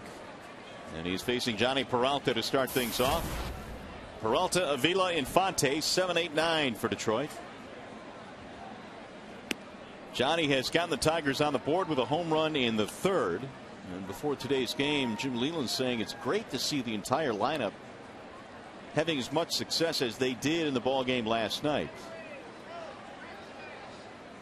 Two guys in the middle certainly pulling their weight, being Cabrera and Fielder. But when you get as much depth in this lineup, everybody chipping in, that's an awfully comforting sight.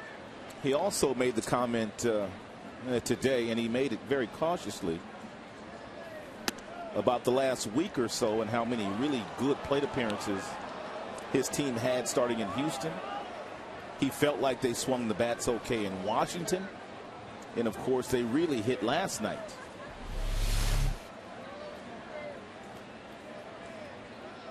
Johnny thought it was in for ball 4. Not so, says Dale Scott. Here's the 3-1. Now 3-2. And the game that really sticks out for me was that game in Houston when they scored a ton of runs, and they just really had quality at bat after quality at bat. No one was giving away their at bats, although many guys had multiple hits. There is ball 4.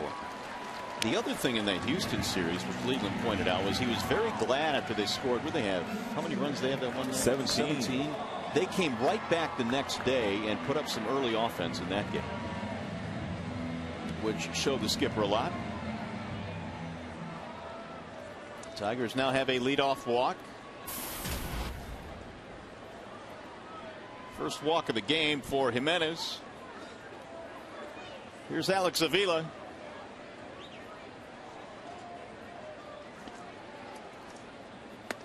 Ball 1. Jim, on many occasions, sometimes when the hitter is standing there getting ready to get his bat and also getting the helmet, he will tell that hitter exactly what he wants them to do if a certain situation is that way when they get to the plate. And that's exactly what he was doing with Infante. Having a conversation with Jeff Jones, and then he quickly turns and has a conversation with Infante before Infante got in that on-deck circle.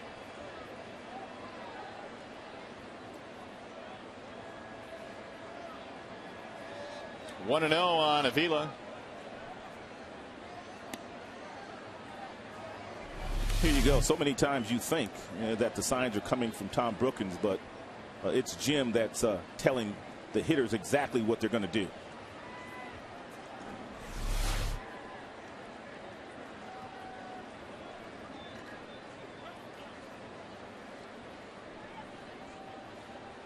One ball, one strike.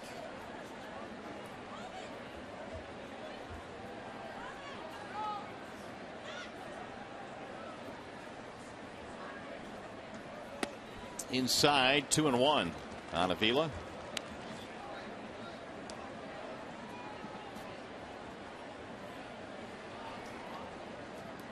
Jimenez, a 17-game loser last year. He won 19 games in 2010 when he was with the Rockies, and of course the Indians picked him up at the deadline 2011.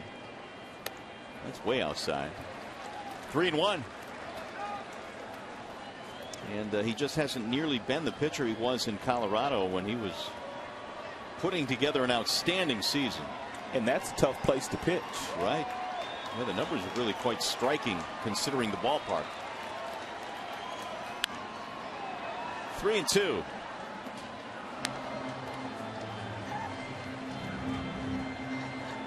On deck, Infante.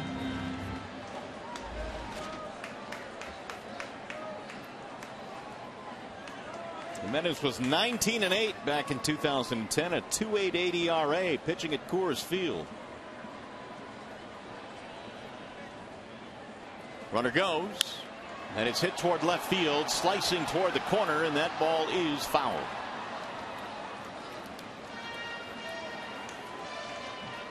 Send Johnny back to first base.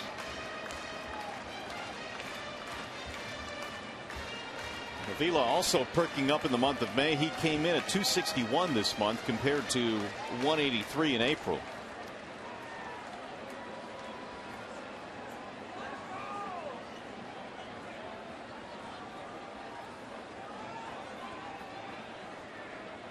This time he will draw a throw, does Peralta.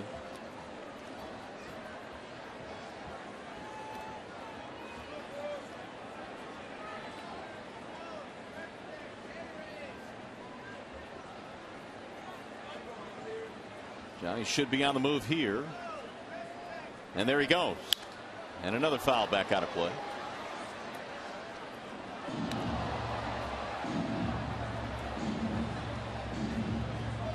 Indians got 2 in the first, 1 in the second. They added 1 in the fifth. They lead 4-1.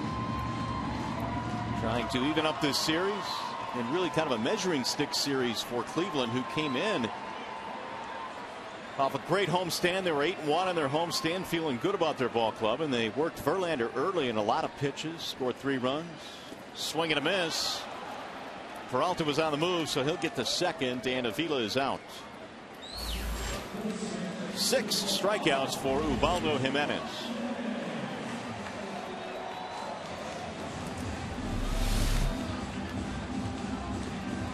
Alex was able to foul off the fastballs that were up in the strike zone, but not able to lay off that splitter and that bounced in the dirt.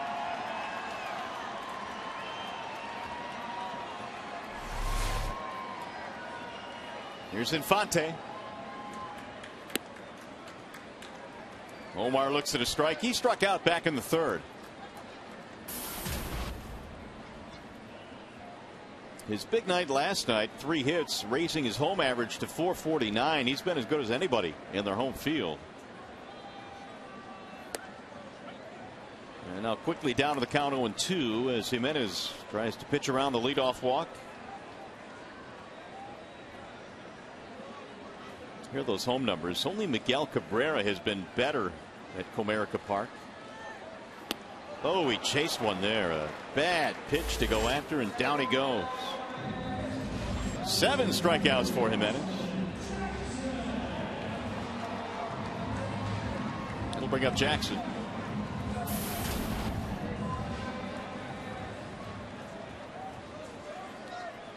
AJ strikeout ground out tonight. 7 strikeouts by Jimenez, a season high. Bender is in for strike one. And he's doing it against a club that he's really had very little success against since putting on that Cleveland uniform. Yeah, and that's why this is certainly the best we've seen him pitch against the Tigers. Another swing and a miss, 0-2. I mean, he came in at Comerica Park with an ERA over 7, just about 7.5. 75 thrown now by Jimenez. Has not gone to 20 pitches in any inning in this game. Here's the 0-2. Ooh, a little bit low. It was close. That is the beauty of the game. Anibal Sanchez earlier in the week in Washington, the Nationals had never beaten Sanchez in 19 outings. They beat him that day.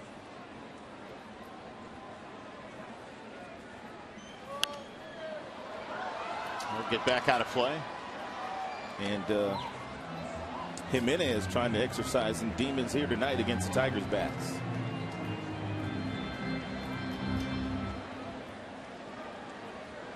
Well, so far so good for Jimenez. The walks, which have been a problem for him, only one of those tonight. That'll bounce in and away from Santana. To the backstop it goes. Move Peralta to third. No shot there for Santana. He got down getting ready to block it, but the ball bounced right over the right shoulder. It's one of those wild pitches. Way in front of the plate. He had 16 of those last year. Most in the AL.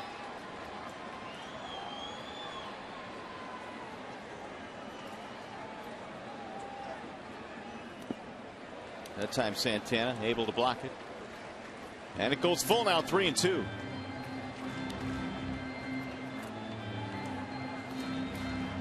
And that is still only 29 years old. But again, last year he was 9-17.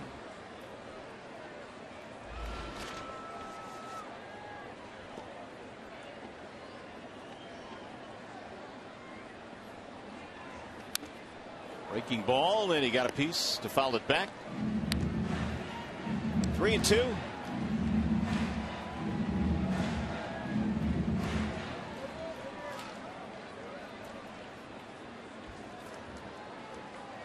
Johnny led the inning off with a walk.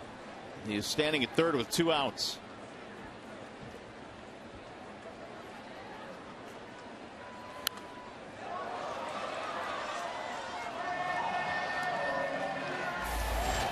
Jackson giving him a battle.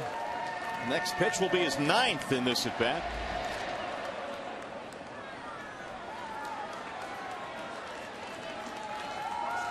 And that is up to 81 pitches. Holding on to a 4-1 lead. Checked it. Strike 3 call. Jackson didn't like it. And that's going to be 8 strikeouts for Ubaldo Jimenez.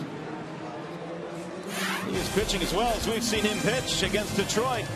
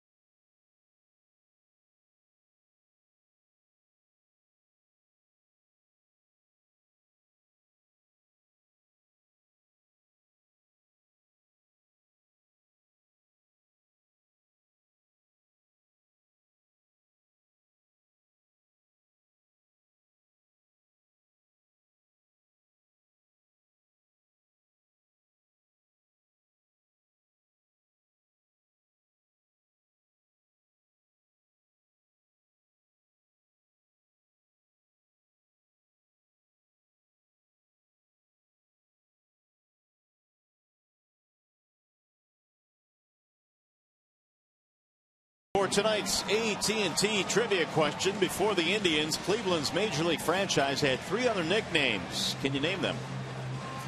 Before the Indians, what were the 3 previous nicknames for the Cleveland Major League Baseball franchise? Got a wall side windows pitching change as we head now to the 6th inning. Verlander is done, and the Tigers bring in left-handed pitching Drew Smyly. Drew Smyly's been outstanding this year. This is the 12th time that he's been on for the Tigers. The record is now 2-0. He has 4 holds, a sparkling earned run average at 1.25, and the opponents are hitting just 171 against Smyly. And the one thing that he's been really good at, he has been lethal against left-handed hitters. And here comes one. Lonnie Chisenhall, the lefty, stands in, and he looks at a strike. And here's those numbers. Left-handers not very good. Right-handers so-so against Drew Smyly. But the one thing that Terry Francona has, he has 3 switch hitters right in the middle of his order. Cabrera, Switcher, and Santana. So they simply turn around to the right side. Chisenhall has put the ball in the air twice, couple of flyouts. Here is Smyly's 1-1. 1-2 on Lonnie Chisenhall. Michael Bourne next, and then Jason Kipnis as we play here in the 6th. Smyly has really improved his cutter against the left-handed batters, and many times it acts just like a slider to go along with his curveball, his changeup, and his four-seam fastball.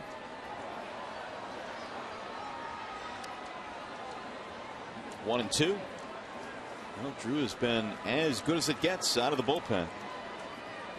A role that he's been able to take and run with, even though obviously he would prefer to start at the major league level and eventually will.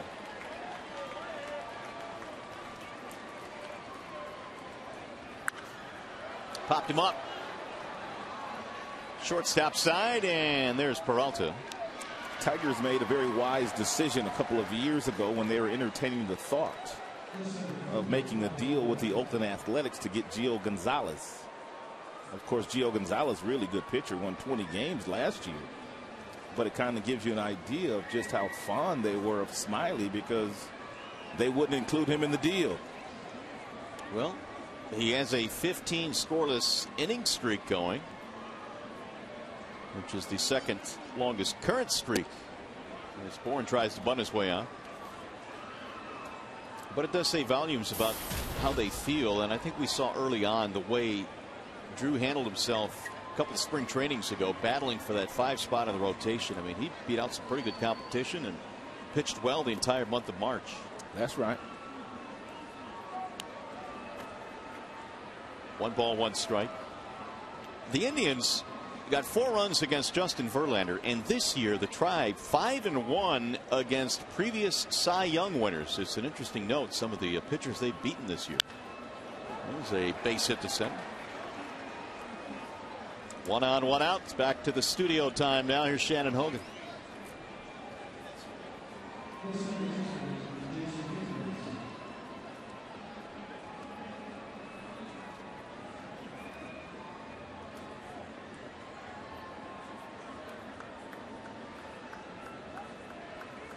Here it is 4-1, and the Indians have a man on. That's the 2nd hit of the game for Bourne. That'll bring up Kipnis.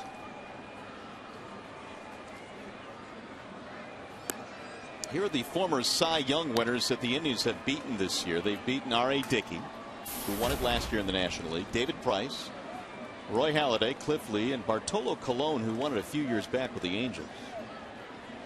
They are 5-1 against previous Cy Young winners. They lost to Jake Peavy. He won one in the National League with San Diego.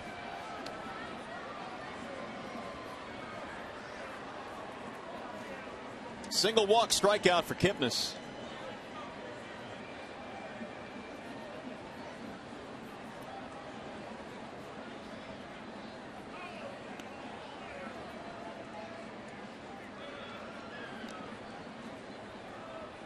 I remember talking to Kenny Rogers in spring training. He spent a lot of time with Drew Smyly, working on his move to first base. he told Drew that it's imperative when there is a runner on first, you try to keep him there. Runner on the move. Avila's throw. The tag going to be late to keep your double play in order. And Bourne has swiped his second of the season. That'll put him in a scoring position. True base stealers like Bourne, after he'd seen the move of Drew Smyly, Smyly threw over on the previous delivery or before he threw that pitch, and Bourne pretty much had that move timed, and he was off and running. It wasn't even close. Kipnis a base hit away from maybe driving in another. Here's the 2-1. 2-2 on Kipnis. Don't know if a Bourne is entertaining the thought of stealing third base here, but he did do it last year 9 times and was caught 3 times. A lot of wind down there today.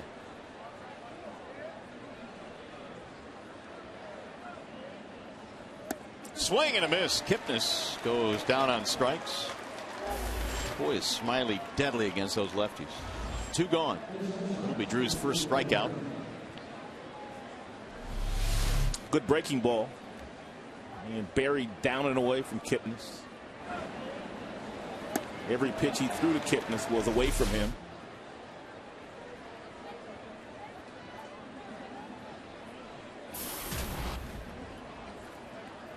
Here is Asdrubal Cabrera. On base twice in this game, has an RBI, and he has scored a run as well. In for strike 1. Verlander goes 5 innings in this game. He threw 110 pitches before departing. Walked 5, which is a season high, and he also struck out 7.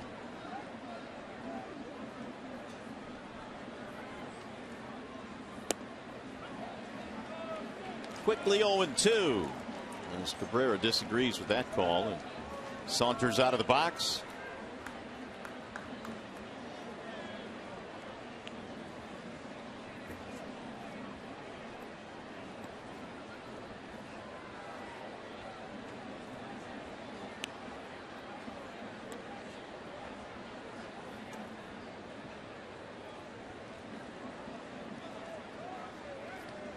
One ball, 2 strikes.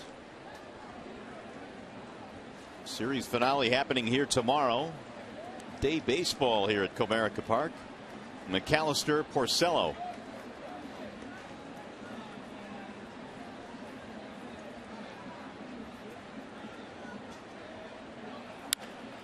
Ripped to left center field. Dirks will play it on one hop. Bourne will come around and he will score. It's an RBI single for Asdrubal Cabrera. And the Indians add another. They lead 5-1. 2-out RBI hit. Stolen base proves costly as well. Cabrera has his second RBI of the night, his 17th of the year.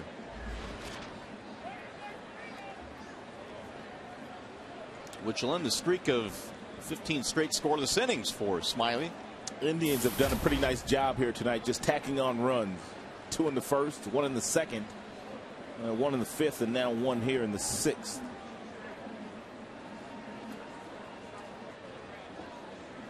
Swisher on base 3 more times in this game. He had 3 hits in last night's game. And Avila smothers that one. Swisher tonight has walked a couple of times. He's also doubled in a run. And has given the Indians some pretty good production here early on in the season after signing him as a free agent.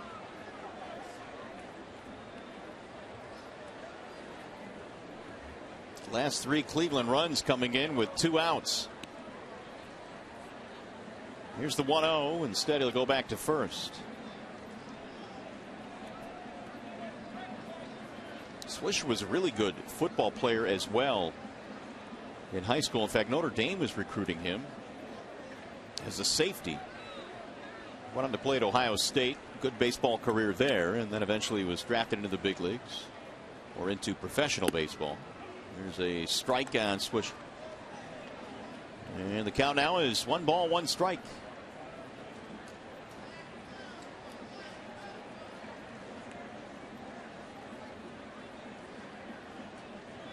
Cabrera at first. He has just singled in a run to make it a 4-run lead for Cleveland.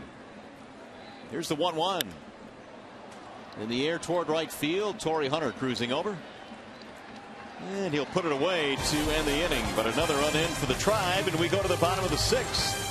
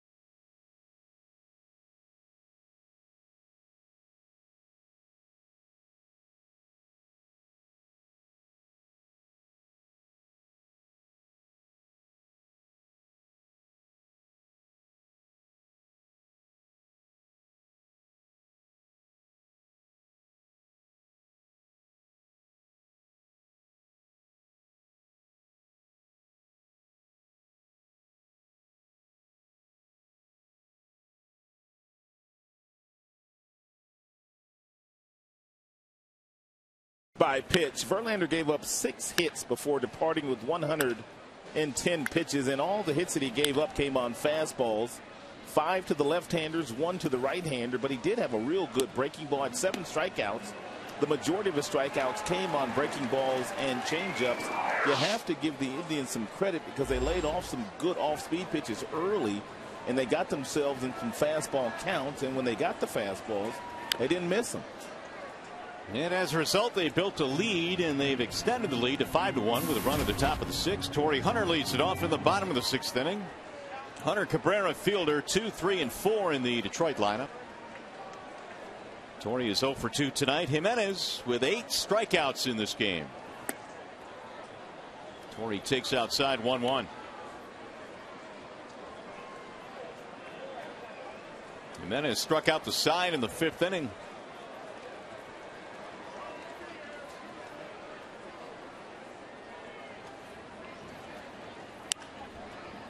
That's a foul ball, third base side, 1-2. The new improved Ubaldo Jimenez. Not walking many these days. Commanding the fastball. If he can continue to pitch this way, that gives him a really nice 1-2 combination with Justin Masterson, the ace of the staff.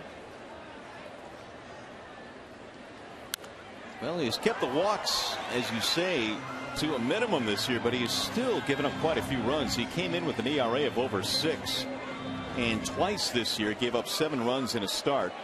In fact, Boston knocked him out of the 2nd inning, posting 7 runs against him. I think I was talking more about his last 2 starts. There's the 1-2, and it's bounced back up the middle. Cabrera gobbles it up. And Hunter is out. He's 0 for 3 tonight. And that'll bring up Miguel Cabrera, who this evening extended his hitting streak to 10 straight with a single back of the 4th.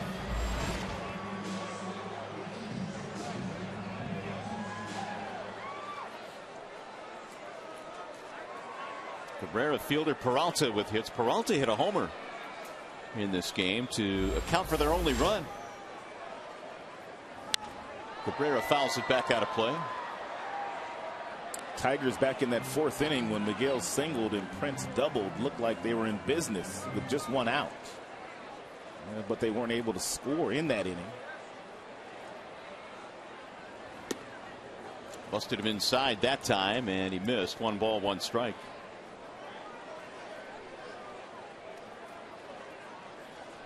Cabrera hits .431 at home, leading the American League in that category. Home batting average.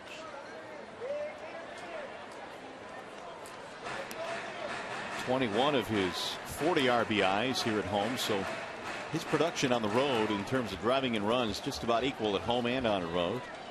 40 RBIs total. Fielder on deck.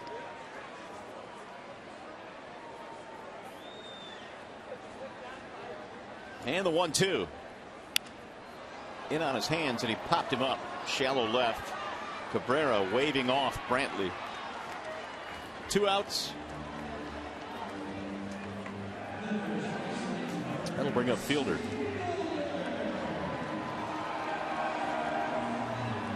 Are you sure this is the same guy we've seen last couple of years? I was told that his last couple of starts, they were really excited about what he had been able to accomplish under Mickey Callaway, their new pitching coach. Commanding fastball a lot better. Swing and a miss. Jimenez is one of those guys who would fly open with that front shoulder, and because of that, the arm would drop, the flat fastball would be flat. But they got him taking a direct line these days, and the fastball's got a little bit more life on it, but more importantly, he's able to locate it. Fielder pops it up, shallow center, and caught by Cabrera. It's going to be a 1-2-3 inning for Ubaldo Jimenez.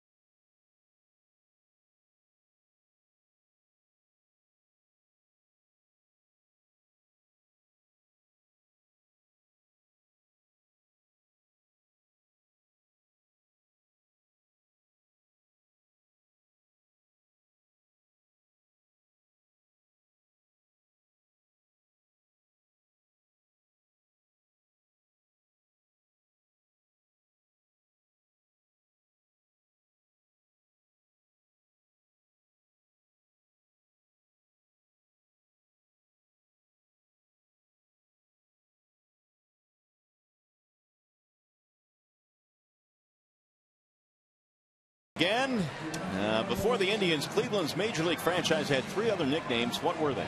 How many did you get, Rod? Broncos. You didn't have the Broncos. Well, I just said it, didn't I? Yeah, but before it came up, I said it. The Naps, the Blues, and the Broncos. I said it before it came up. Yeah, well, that doesn't mean somebody didn't feed you the answer. Or that you peeked at it ahead of time. Broncos. Who would guess the Broncos for Cleveland? If you did that legitimately, my congratulations.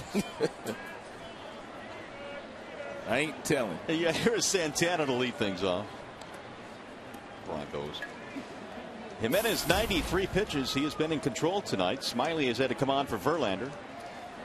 Santana is 0 for 2. Missed inside.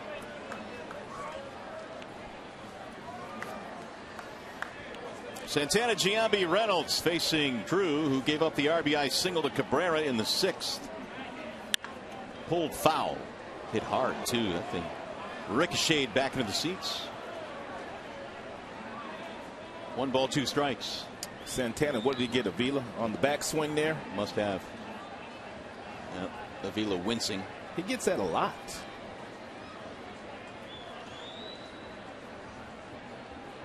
Wonder why that is. Not like he's standing any closer to the hitter, I wouldn't think.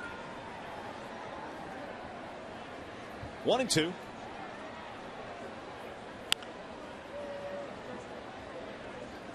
Another foul ball, third base side.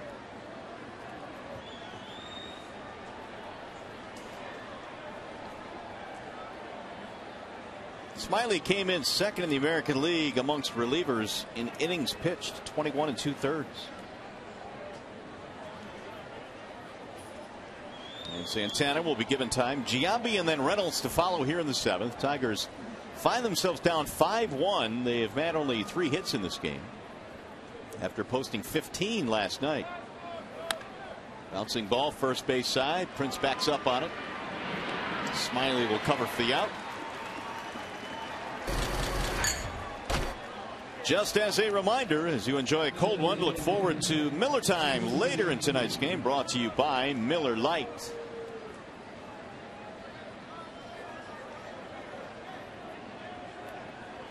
One out, and here is Giambi.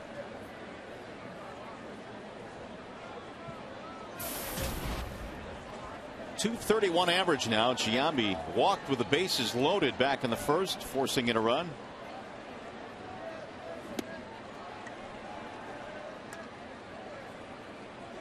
Jason has 431 career home runs, third among actives. Gray starting to settle into his beard at 42 years of age. Shallow right field. Hunter coming on. 2 gone. Before he signed with the Indians as a non-roster player, he interviewed for the, at that time, vacant Colorado Rockies manager job that went to Walt Weiss. So apparently Giambi wants to manage when his career is all said and done. Well, he's got at least another year here at age 42. Here's Mark Reynolds. Reynolds an RBI single and 2 punch-outs in this game. The Indians have done a good job of getting the 2-out hit. Reynolds had one in the 5th. Cabrera had one in the 6th. And Asdrubal also had one back in the 2nd. It's like the Tigers were last night. Tigers scored 6 of their 10 runs after 2 were out in last night's game. Those seem to carry extra weight too, because the defense feels we need one more out, get back into the dugout, and bang, you give up a run. Tipped into the glove. 2-1 on Reynolds. Smiley now has thrown 30 pitches. Looking for the 1-2-3-7.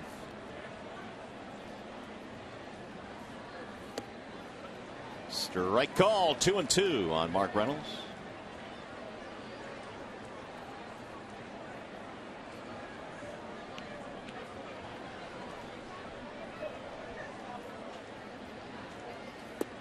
Checked it. Did it go?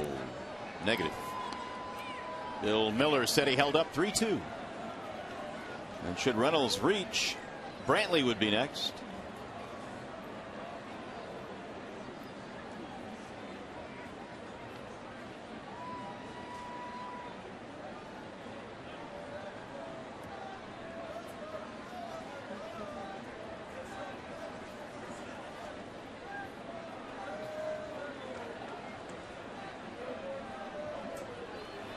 Ball high.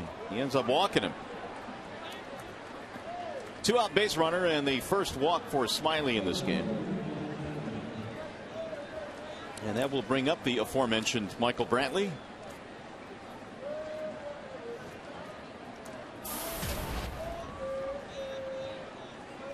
Who had a double in the 3rd but did not score. He is 1 for 3. Smiley issues the walk to the right-hander. Now he'll face the lefty.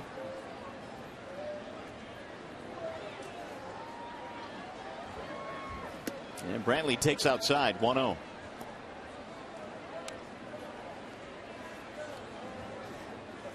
Tigers in the bottom of the 7th will have Martinez, Dirks, and Peralta as Albuquerque starts warming up in the Detroit bullpen.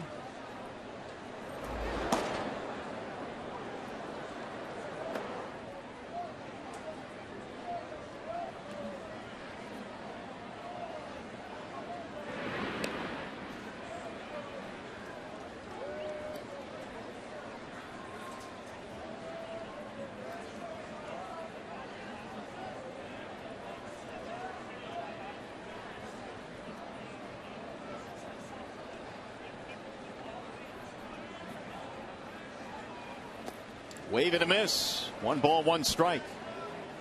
There's a story recently about Brantley and how he was talking to his skipper Terry Francona about how last year Michael felt that he was kind of thrust into a leadership role, and he's still a very young player, and he didn't quite feel comfortable being one of the vocal leaders on this team. And Francona told him earlier this year, just go out and do what you do. Your work habits are very professional. You can be a leader on this team. Doesn't matter how many years you have in the big leagues. By the way you go about your business, you become a leader by default. Yep.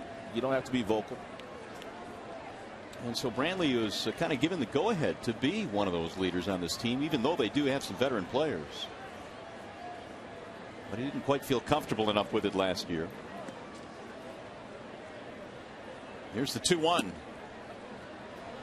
2-2 on Michael Brantley, who steps out of the box in disagreement with that call. There's been several guys that have not agreed with the strike zone today of the home plate umpire, Dale Scott.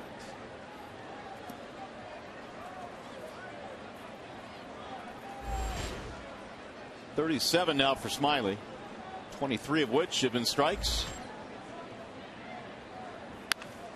To the shortstop and out of the reach of Peralta into left field. Slicing single for Brantley, his second hit. And Drew Smiley came into the game tonight holding left-handed batters to a sub-100 batting average, but he's given up a couple of hits to left-handers today. One to Kipnis, and then that one to Brantley. The overshift in the infield cost Drew Smiley a single there. Chisenhall will not bat. Mike Aviles will pick up a bat and start to loosen up. Terry Francona goes to the bench, and Aviles, who was acquired from Toronto last November, will stand in. Good numbers in his career against the Tigers, some of that time with Kansas City. But he's not going to face the left-hander. Tigers have had Albuquerque warming up. And the skipper marching out to the mound. And he'll take the baseball from Smiley. So Albuquerque comes in a wall side windows pitching change. It is 5-1 Cleveland.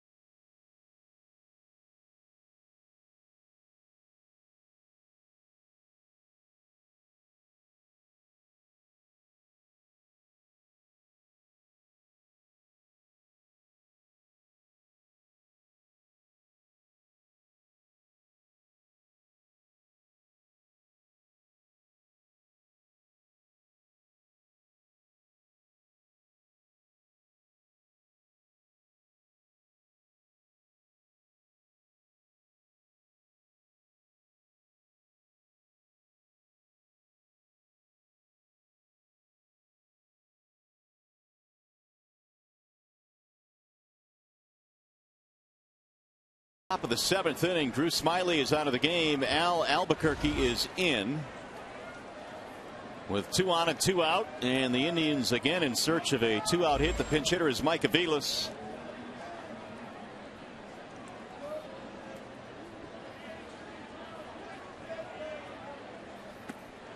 And Aviles takes ball 1. 5 runs, 9 hits for Cleveland, 1-3-1 for Detroit as you scope out the numbers on Albuquerque. Opponents batting just .208 against him. 23 strikeouts for Al and just 13 innings logged so far here in 2013. The 1-0.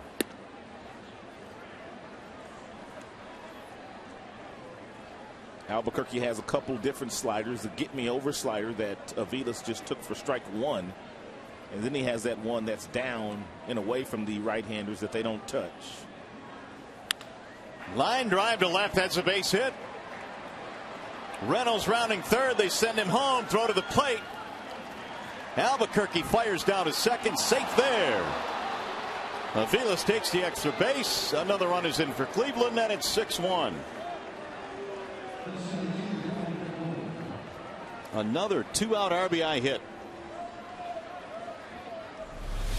Slider didn't get down, and Aviles was able to drill the ball to left field, and Reynolds was running with 2 outs. Brad Mills didn't stop him at all. Dirks comes up, fires a one-hopper. That's cut off by Albuquerque. Albuquerque should be behind the catcher backing up, not the cutoff man.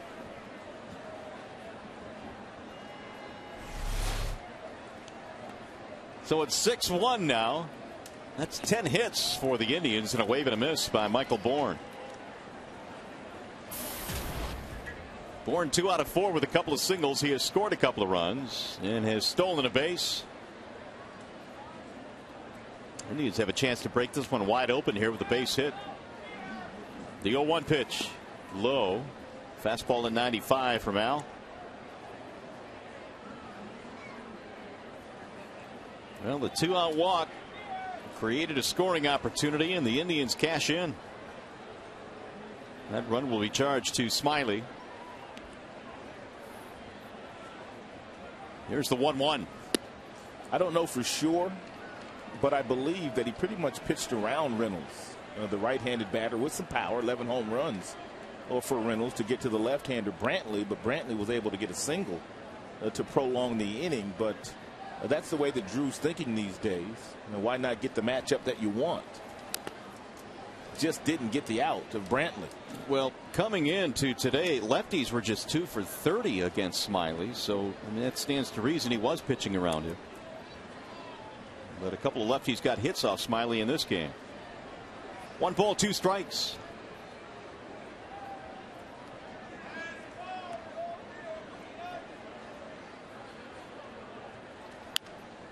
Back out of play.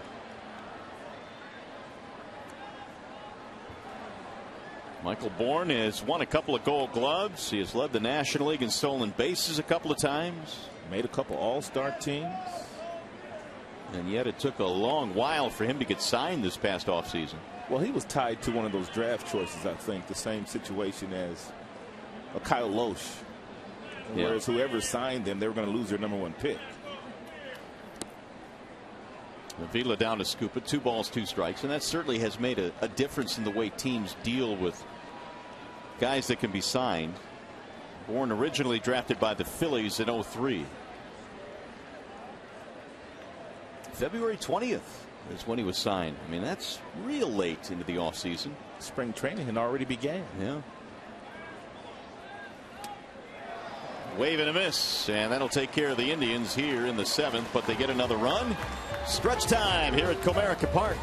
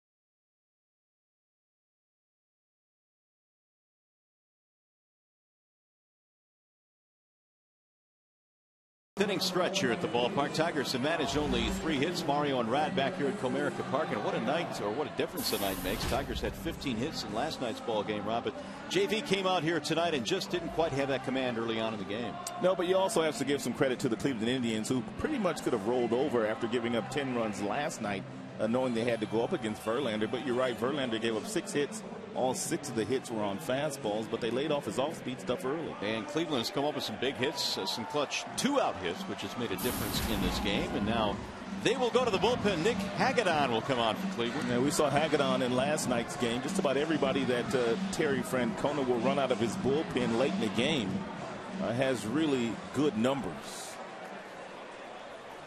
Well, tip of the cap to Ubaldo Jimenez tonight, who pitched as well against the Tigers as we have ever seen, and he will finish the game with 8 punch-outs. That's pretty much why Terry Francona got him out of the game. He wanted to make sure that Ubaldo left this game with a good taste in his mouth.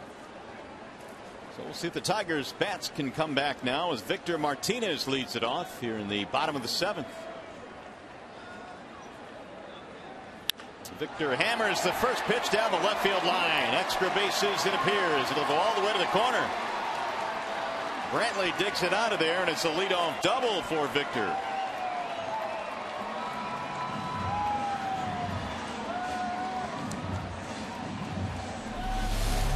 And Victor gets the first pitch at 93. Hagedorn throws straight over the top. Went down and got one and hit it over the head of Chisenhall for a stand-up double. Excuse me, that's not Chisenhall. He's gone. That is Vilas.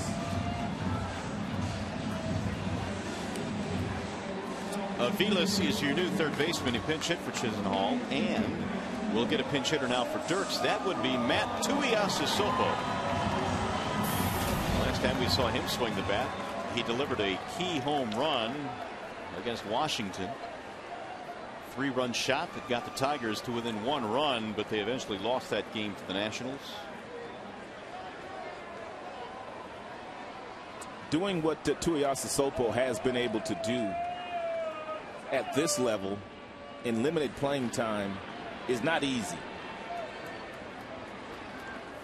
He only gets starts against left-handers, so he hasn't had that many, but he's called on to pinch hit all the time. Very difficult role the 24th and 25th men play on major league teams.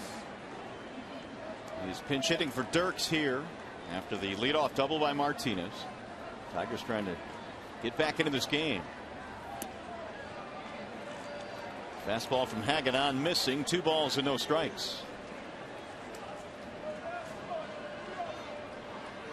With the wind blowing the way that it's blowing right now, if Hagedorn decides to throw Tuiasosopo another fastball, he might just hit another one out of here if he gets it up to left.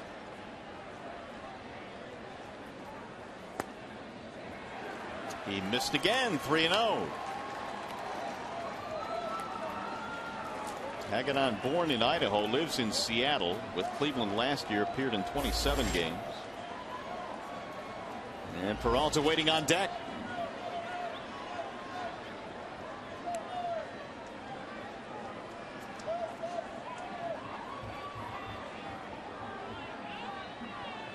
.30 pitch, and it's ball 4, and a walk to Tuiasosopo in a pinch hitting role. We'll put 2 men on. Hey, Monday the Tigers battled the Houston Astros at 7:08. The first 10,000 fans receive a Doug Fister mouse pad. For tickets, call 866-66-TIGER or visit tigers.com. It's Fister right there under the hoodie.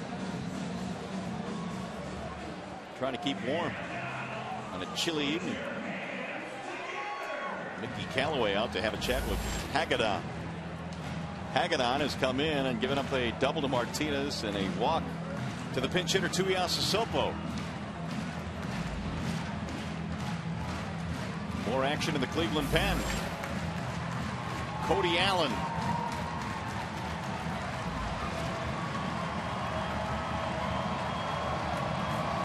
Tigers trying to keep calm after falling behind 6-1. Putting a rally together here.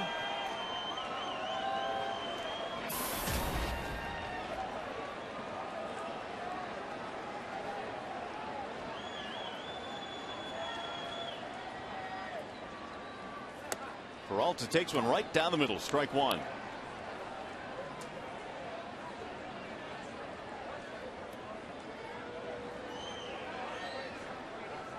Johnny walked, stole a base back in the 5th. He also homered back in the 3rd, and right now that is the only Tigers run. We'll see if he can change that.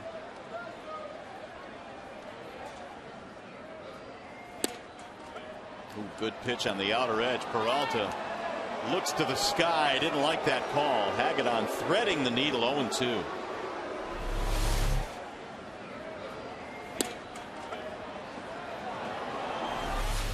Right on the outside corner.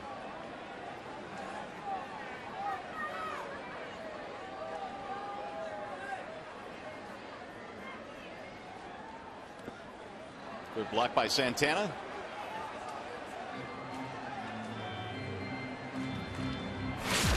The only run the Tigers have scored here today against Jimenez, it came in the 3rd inning. Solo shot by Johnny Peralta into the Cleveland Indians bullpen.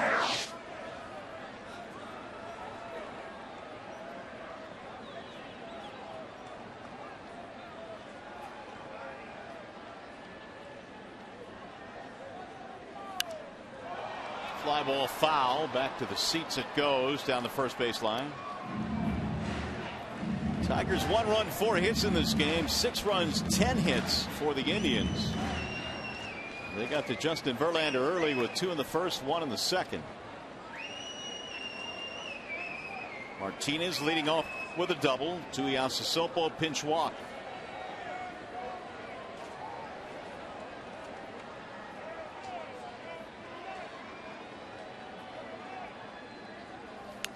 Foul straight back.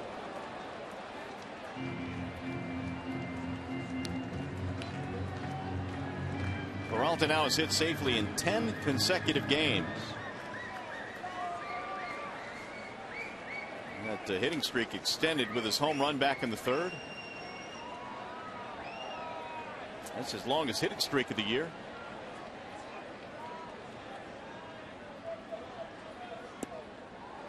Laid off that pitch.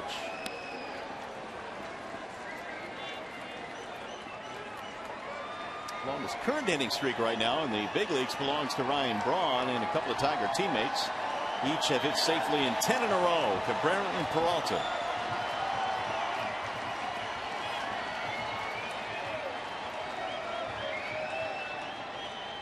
Now the 2-2. Wouldn't chase it high. Fastball off 3-2.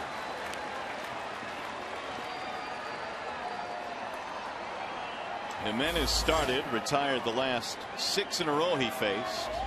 Gave way to Hagedorn here in the 7th.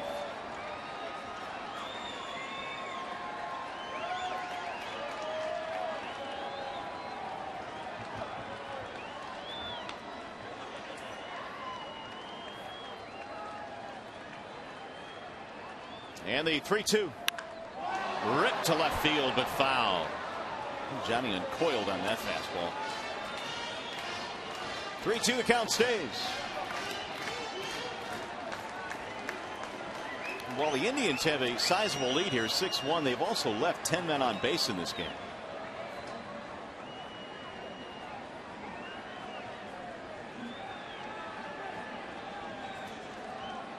With a full count, Johnny batting .313.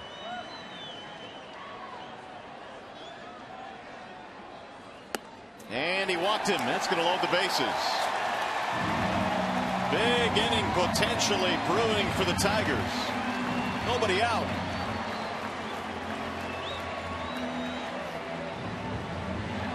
That'll make Francona a little bit nervous as Pena comes on a pinch hit for Avila. The second pinch hitter used by Jim Leland in this inning. Brian Pena getting his bat ready.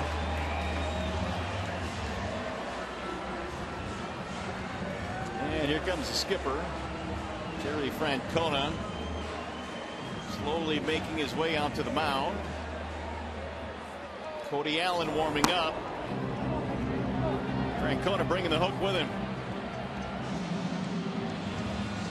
So Hagedorn faces 3 batters, gives up a double and 2 walks. He will lead with the bases loaded. And we'll be back in a 6-1 game.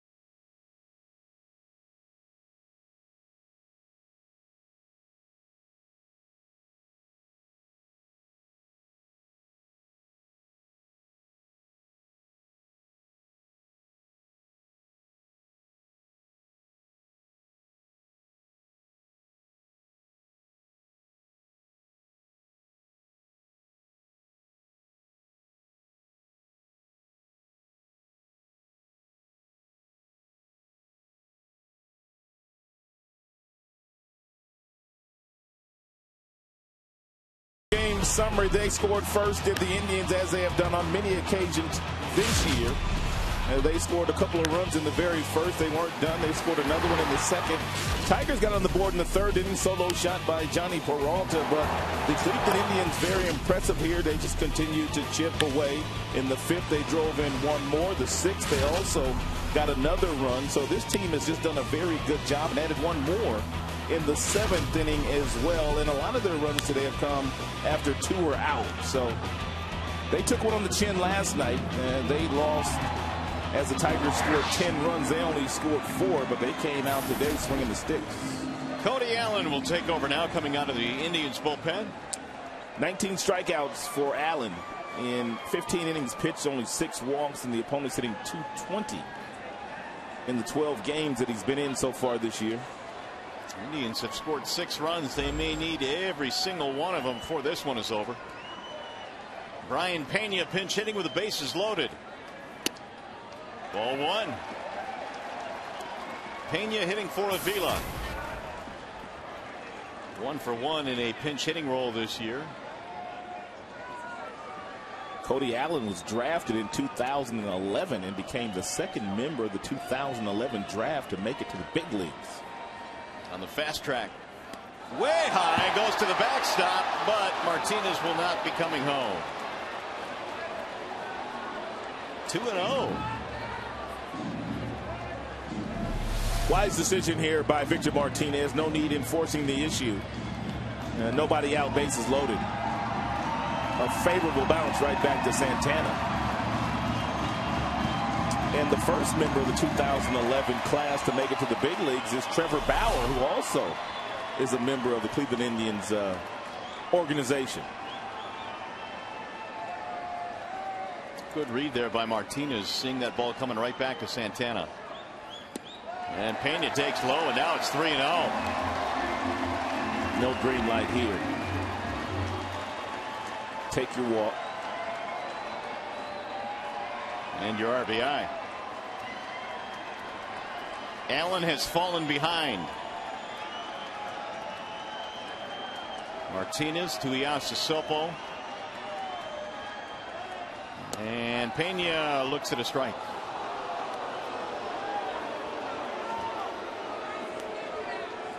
Three and 1. Infante, the number 9 hitter, waiting on deck.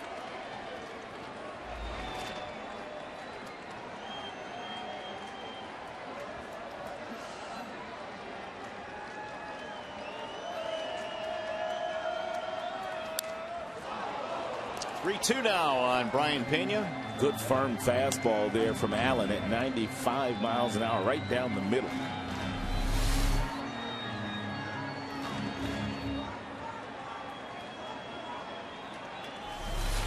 Well, if you're Pena, you pretty much know what you're going to get. It's going to be another fastball. It's going to be at 95.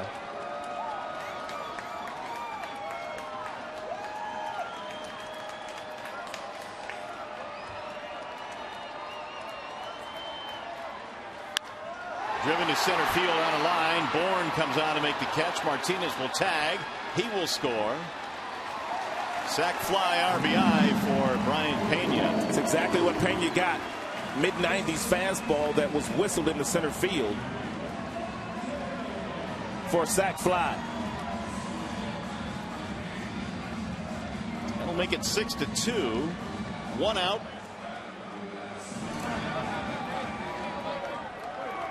And now Infante.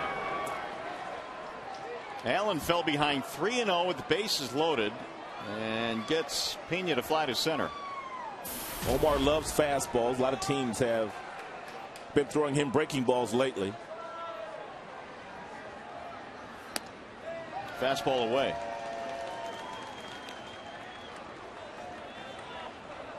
Omar struck out twice against Ubaldo Jimenez.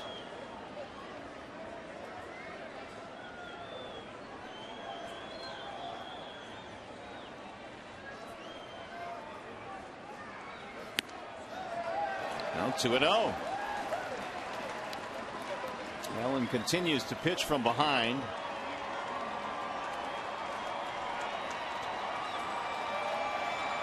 Appeared in 27 games out of the Tribe bullpen last year. 3.72 ERA. As Rod mentioned, not a whole lot of time in the minor leagues. Just 54 minor league appearances. Slapped in the air to right field. That ball is going to get down and go to the wall. 2 runs will score. Infante is on his way to third. He has himself a triple.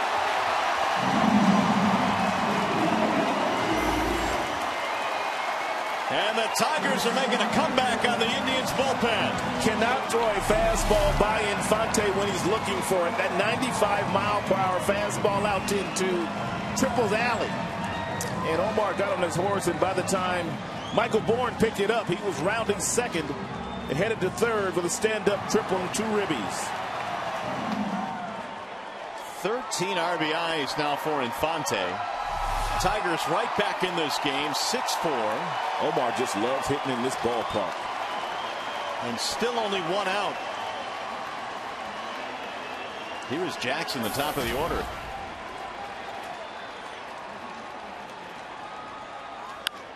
And a bouncing ball to second. That'll get the run in. Give an RBI to Austin Jackson. All of a sudden, it's a 1-run game.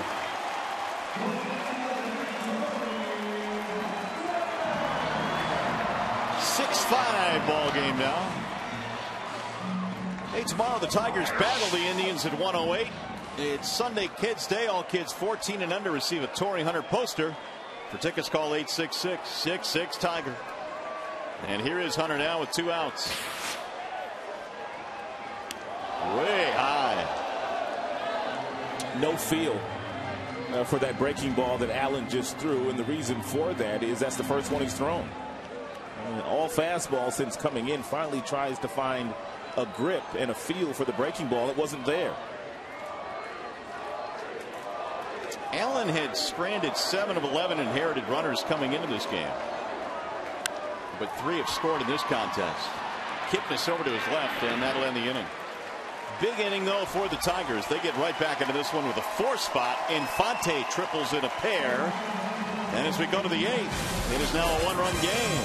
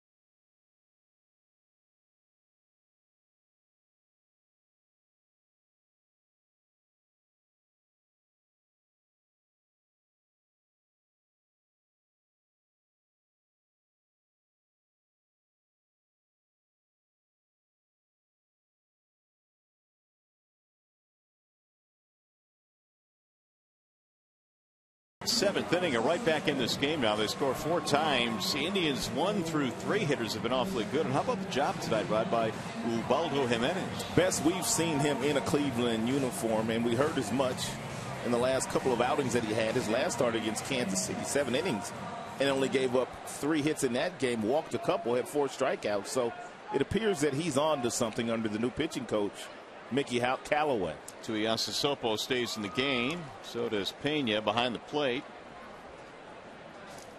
And now Albuquerque goes back out there in the 8th. Kipnis will lead it off. And he looks at ball 1. 6 runs, 10 hits for Cleveland. 5 runs, 5 hits Detroit. However, the Indians have stranded 10. Imperative that Albuquerque give his team a shutdown inning right here. There has been a momentum shift. And Cleveland pretty much has had the momentum on their side all game long. 2 balls, no strikes.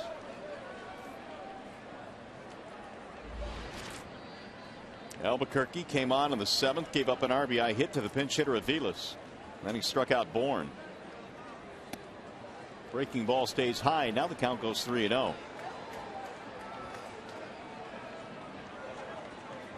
Leash won't be very long for Albuquerque here. There is action in the Detroit bullpen. Way high. He walked him on 4 straight. Leadoff man is on. There is the activity. Ortega and Downs.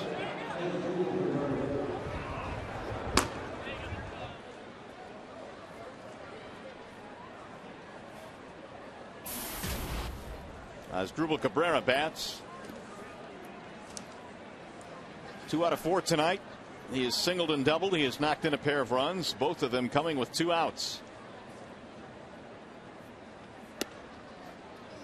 There's a high strike that Cabrera disagrees with.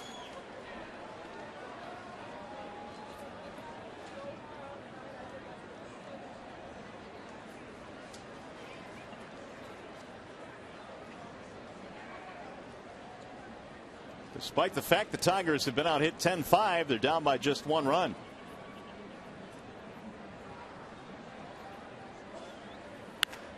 Drill to center field. Jackson will have to play it on 1 hop. And the Indians coming right back with a walk and a single.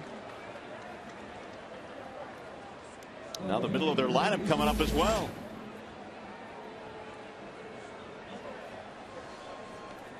It is a 3-hit night for Asdrubal Cabrera.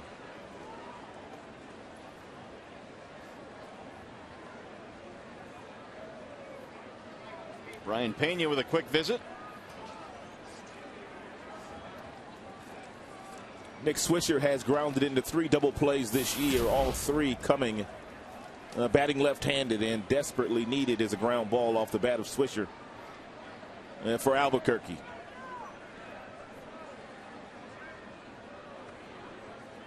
Swisher an RBI double. He's walked twice.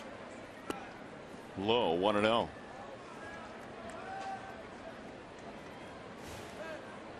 Al struggling to throw strikes here in the 8th.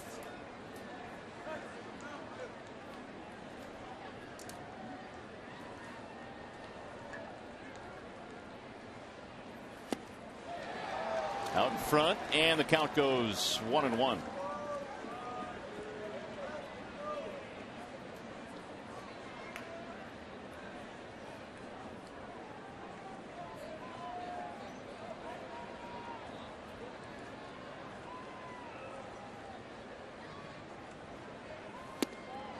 Same result. That slider, if you're Swisher, you think it's a fastball coming out of the hand because the velocity is pretty good. It's at 87, and then you start your swing, and all of a sudden when that ball gets in the final 5 feet, it just disappears on the left-handed batter down toward that back foot. 2 really good ones in a row for Albuquerque. Albuquerque does have a mid-90s fastball should he want to go in that direction here. He missed with it, though. 2 balls, 2 strikes.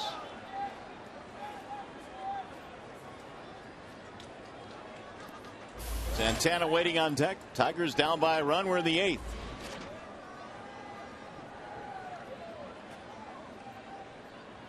Leadoff walk to Kipnis. Single by Cabrera. Here's the 2-2. 3-2 on Nick Swisher. Does Terry Francona dare start the runners here? 3-2, nobody out. He can't. No, I'm going to say no. Not with Albuquerque in that strikeout pitch. Well, Pena going out in front of home plate, going through some signs just in case. If they do run, he's telling his infielders where he's going to throw the ball. More than likely it'll be down towards second if they're on the move.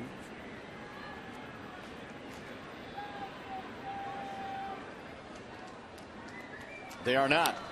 And it's fouled off by Swisher. 3-2 the count stays. Cleveland has led all night in this game. They raced out to a 6-1 lead before the Tigers posted 4 in the 7th inning. Indians have scored 1 in each of the last 3 innings.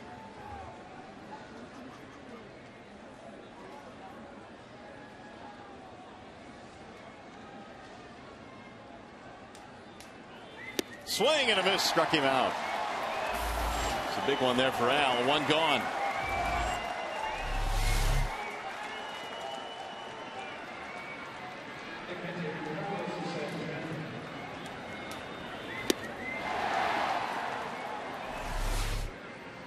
Second strikeout of the game for Albuquerque. 1 out with 2 on. Now the dangerous Carlos Santana, who is 0 for 3 in this game, but has a base on balls.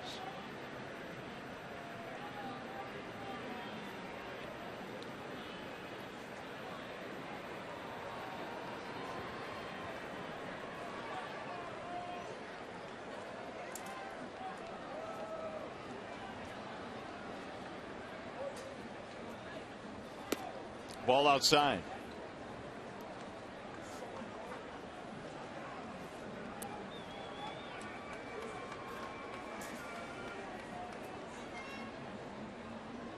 Jim Leyland has watched his offense come back in the 7th inning, posting 4. It's up to Albuquerque to keep it close here. He's ready with the 1-0. 2 balls and no strikes. Albuquerque again falling behind.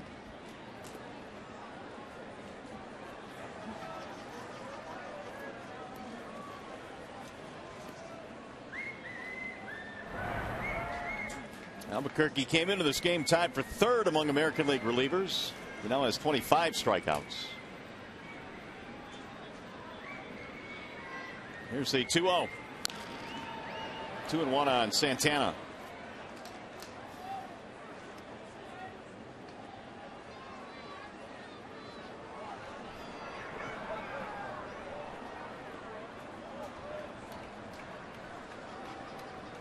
Jimenez had pitched so well, but the Indians bullpen giving it up in the 7th inning, allowing the Tigers to get right back into this game. There's Giambi waiting on deck. Strike called, and Santana didn't like it. There have been a boatload of guys tonight just chirping at Dale Scott. His strike zone's been very generous.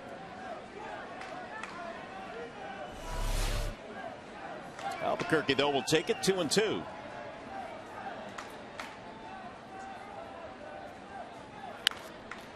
Fouled back out of play.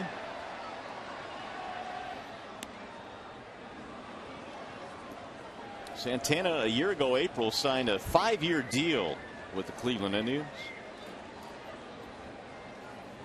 And as the Tribe gets Joe Smith warming in their bullpen.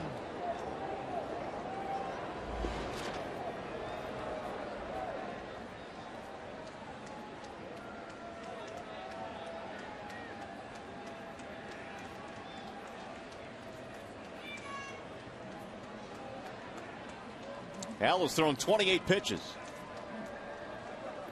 Kipnis let it off of a walk. And a single by Cabrera. They're on with 1 out.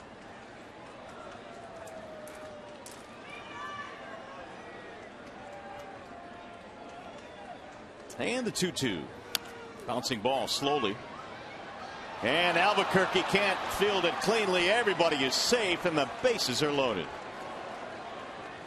That just looked like trouble from the get-go.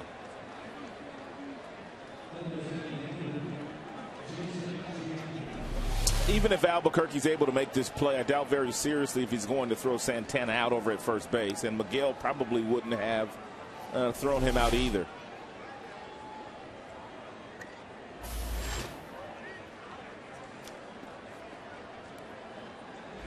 It'll be the 12th hit of the game now, an infield single. Santana gets his first hit. And now here is Giambi with the bases loaded. 12 hits for Cleveland. And Giambi sends one high in the air to right center field. Jackson cruising over, backing up. Runner at third will tag as Kipnis comes in. He'll score standing up. Giambi gets it done. His second RBI of the night. Professional at bat there by Giambi. And makes it 7-5. Hey, join us again tomorrow. The Tigers wrap up their series with the Indians. Coverage begins at noon with Tigers Live. Tigers and Tribe tomorrow at noon right here on Fox Sports Detroit.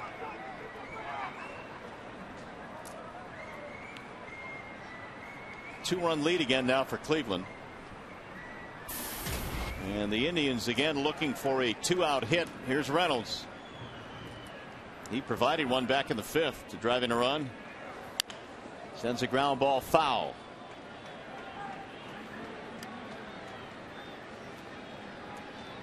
So the Indians now have scored one run in each of the last 4 innings. They have not scored in just 2 innings tonight, the third and fourth.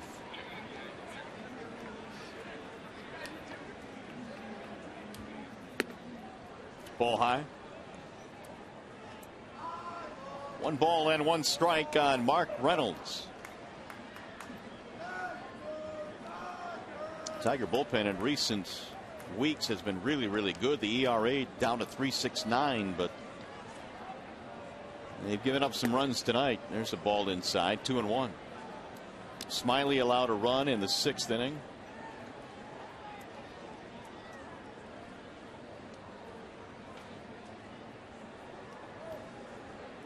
Albuquerque came on, allowing an RBI hit in the 7th, and now another run scoring here in the 8th as Cabrera tries to keep warm out there.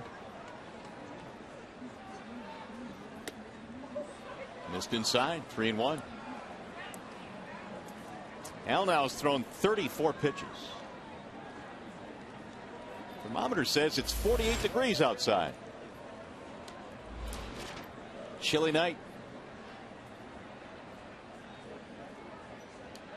3-1 pitch. That's ball 4. Reynolds waited expecting Scott to call a strike, but that call never came, and Albuquerque's thinking, what? And Jim Leyland's got to get him now. That's his second walk in this inning. 35 pitches thrown by Albuquerque. You got Brantley coming up. How close was that last one? Pretty close. Whoa. Looked like a strike. It sure did. And even Reynolds thought it was a strike. So Albuquerque will depart the scene. To the bullpen go the Tigers. Brantley due up. They'll bring a lefty in. We'll be back.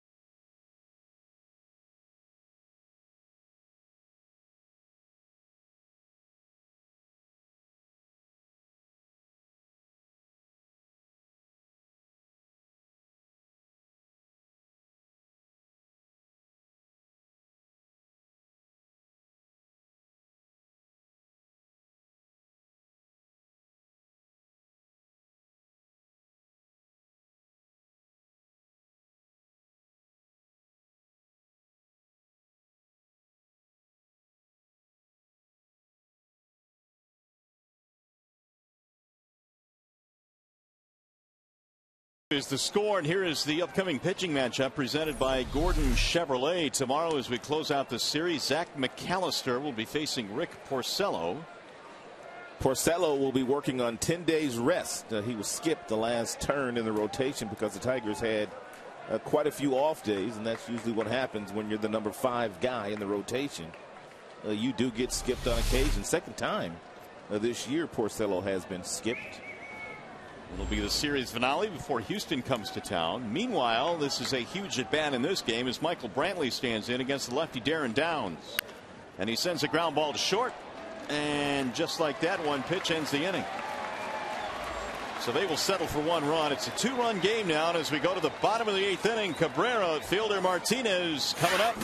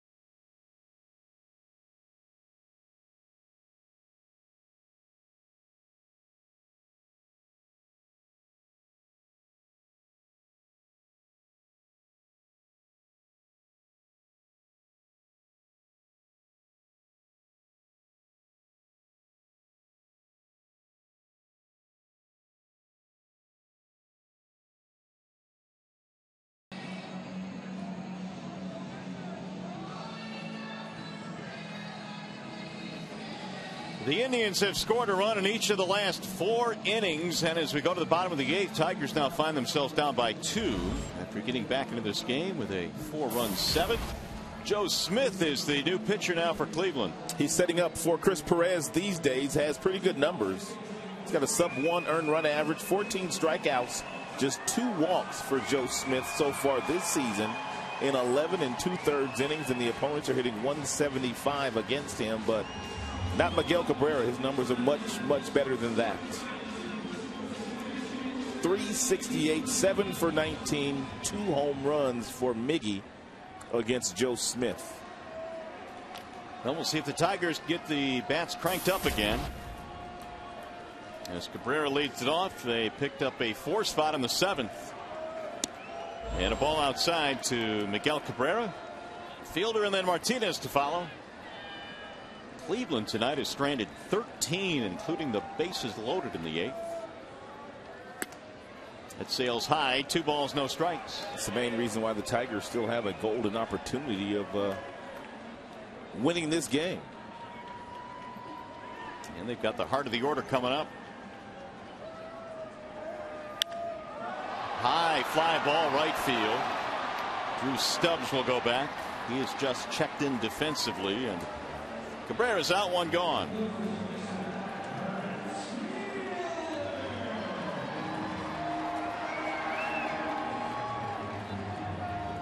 We'll bring up fielder.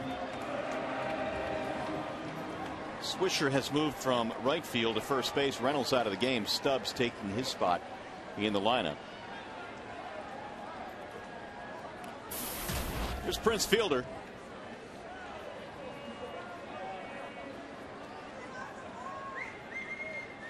Prince had a double, did not score back in the 4th. Ball low. 7 runs, 12 hits for Cleveland. 5 runs, 5 hits for Detroit.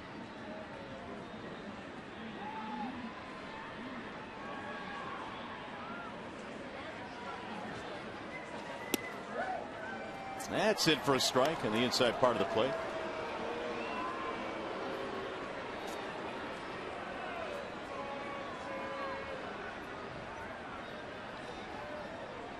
Only 5 Detroit hits in this game. They got 2 of them in the 7th inning, doubled by Martinez, triple by Infante. Inside, 2-1.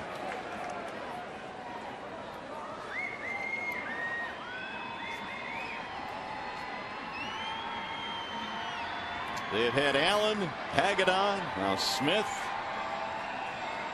out of the bullpen. Good pitch right at the knees. 2-2.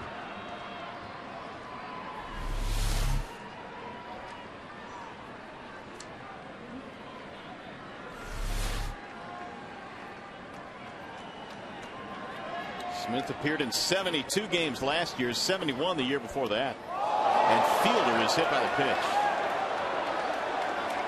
Ay, ay, ay. Ay, ay.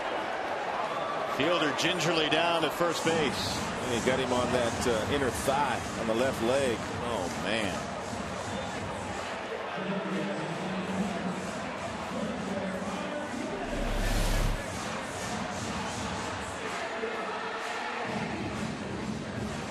Ouch. Just inside that left knee, just above it.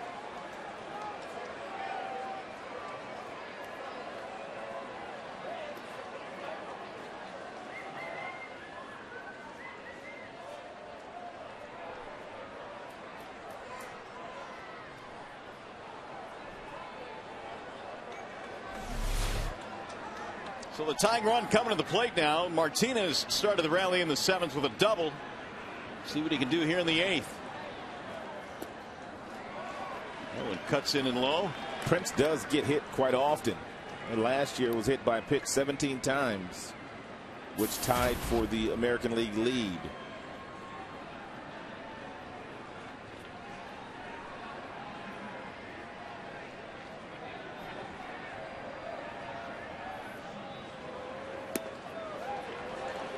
Two balls and no strikes on Victor.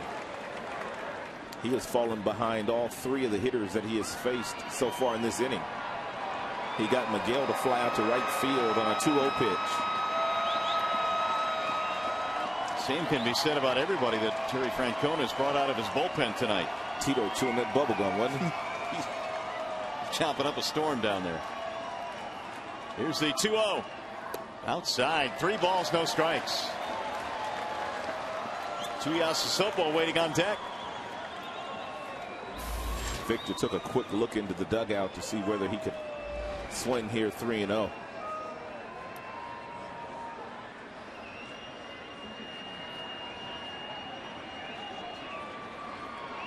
Here it is.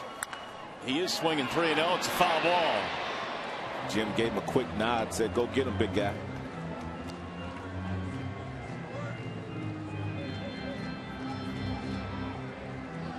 Three balls, 1 strike.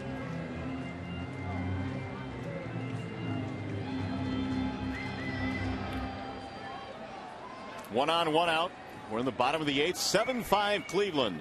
At one point they led 6-1 this evening.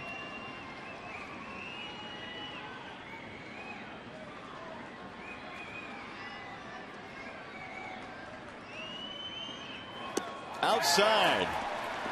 And Martinez gets a walk. Tying runs on.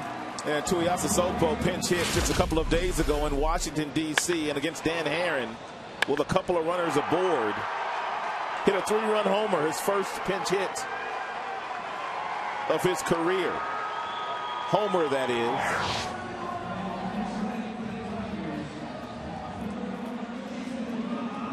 Don Kelly now is going to pinch run for Victor Martinez. So with the Tigers threatening here now, Jose Valverde starting to warm up in the Detroit bullpen. Martinez gets the congratulations from his teammates. Here is Tuiasosopo. He walked as a pinch hitter back in the 7th.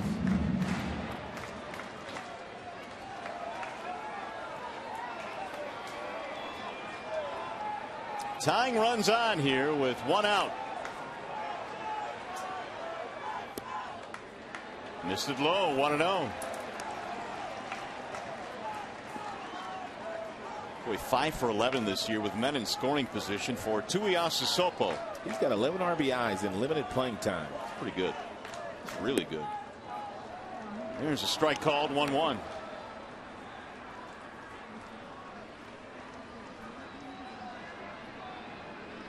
It all started with a one-out hit batter. Fielder was drilled on the leg. Martinez then walked. 2-1. Joe Smith has thrown 16 pitches and 11 have missed the strike zone.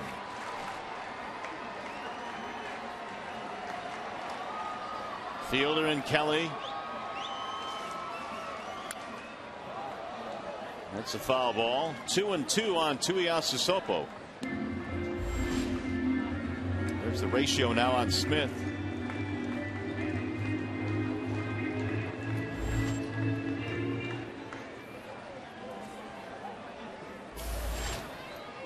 Peralta waiting on deck. See if Lightning can strike again with Tuiasa Sopo. 2 balls, 2 strikes. Inside, 3-2.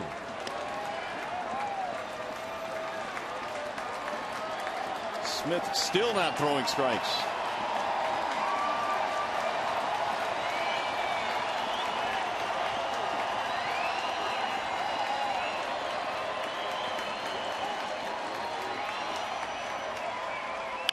Ground ball back up the middle. This might be 2. There's 1. Reed at first is a double play. Tuiasa Sopo hits into the 4-6-3 to end the threat.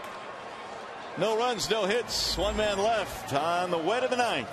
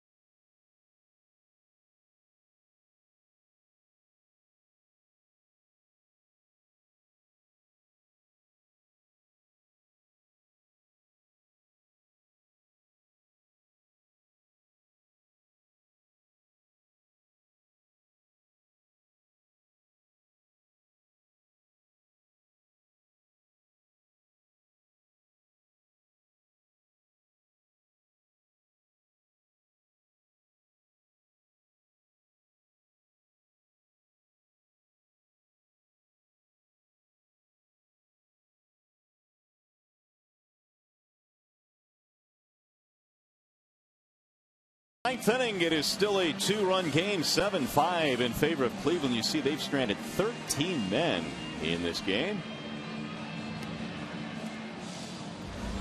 And Darren Downs still out there for the Tigers as we go to the top of the 9th inning. Downs will face Aviles, Bourne, and Kipnis, 9-1-2 in the Cleveland lineup as the Indians try and even up the series at 1 win apiece. Tigers tonight have been out hit 12-5. Hey, don't forget MLB.com at bat is the #1 source for live baseball everywhere you go. Available for iPhone, iPad, Android, BlackBerry 10 as well. At Bat delivers Detroit Tigers baseball with live audio, pitch tracking, news, stats, highlights, and a whole lot more. Text at Bat to 31826. Here come the Indians now. Mike Aviles will lead it off. Avila's had a pinch hit single in the 7th to drive in a run.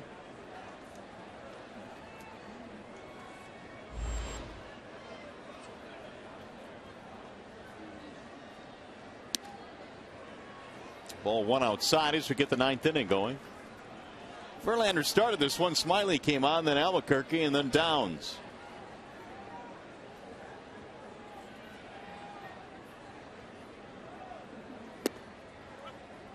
That's a strike, 1-1. Avilas broke in with the Royals. You might recall that really good rookie season he had. It was back in 2008. Knocked in 51, hit 10 homers that year. Checks his swing low, 2-1. Avilas can hit. Has a lot of movement in the batter's box, but the one thing that he does right before that ball gets in the hitting zone, he stops and gets himself into a pretty good hitting position. Down skips one in there again. 3 balls, 1 strike. Avilas was doing well with Kansas City. Then he suffered an elbow problem, had Tommy John surgery. Has played with Boston parts of the last 2 years. Taps it foul, 3-2.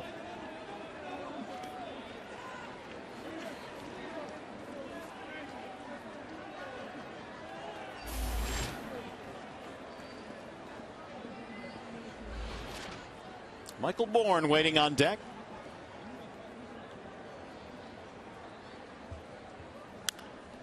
That'll get back out of play. 3-2. The count stays on Mike Avilas. Originally a 7th round pick of the Royals.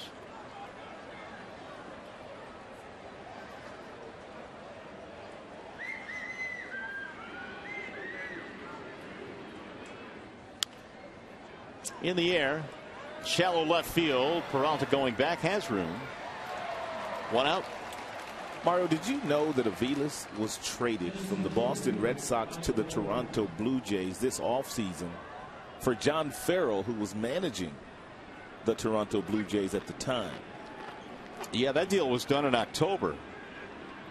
David Carpenter also involved in that deal. Don't often see managers involved in player trades. No, you don't. Ozzie Guillen, I believe, was also a manager that was traded to the Miami Marlins from the White Sox a couple of years ago. Yeah, that's a good one. That didn't go over very well in Miami. That lasted 1 year, right? Yeah, it didn't last very long. Ernie Hartwell was traded too. Announcer was traded back in the day. Cliff Dapper. Here's Michael Bourne. Ball outside, 1-1 the count.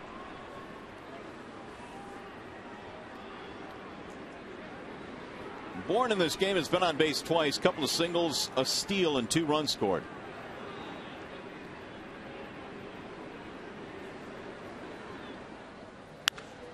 In the air to center, Jackson coming on. He'll get there. 2 outs in the 9th. We'll bring up Jason Kipnis. Fans, don't forget to join us again on Sunday for Game 7 in the NHL playoffs when the Red Wings take on the Ducks. Coverage begins at 9:30 with Red Wings Live. That's Game 7. Wings and Ducks Sunday night only on Fox Sports Detroit. It's been a great series. 4 games have gone into overtime. I don't believe the Wings have ever done that in a playoff series, gone OT 4 times. And they've won 3 of those. And if it stays according to schedule, who knows? They'll probably play another overtime game tomorrow night. Here's Kipnis.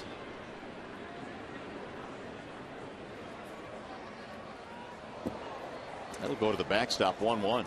Nothing better than Game 7 in any sport. It seems every year the NHL does not disappoint with excitement in their postseason. This year has been no different. The Wings with a thrilling series, hopefully, which will culminate with a win tomorrow in Anaheim. Here's the 1-1.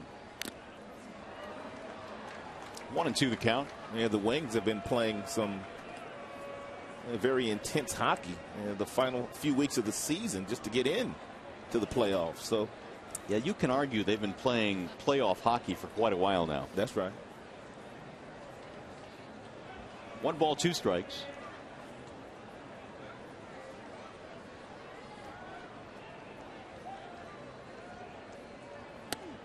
Got him. Strike 3. Downs. Just what the Tigers needed there. A 1-2-3 ninth inning. Keeps it a 2-run game when we get to the bottom of the ninth. Johnny Peralta will lead it off. He's already homered tonight.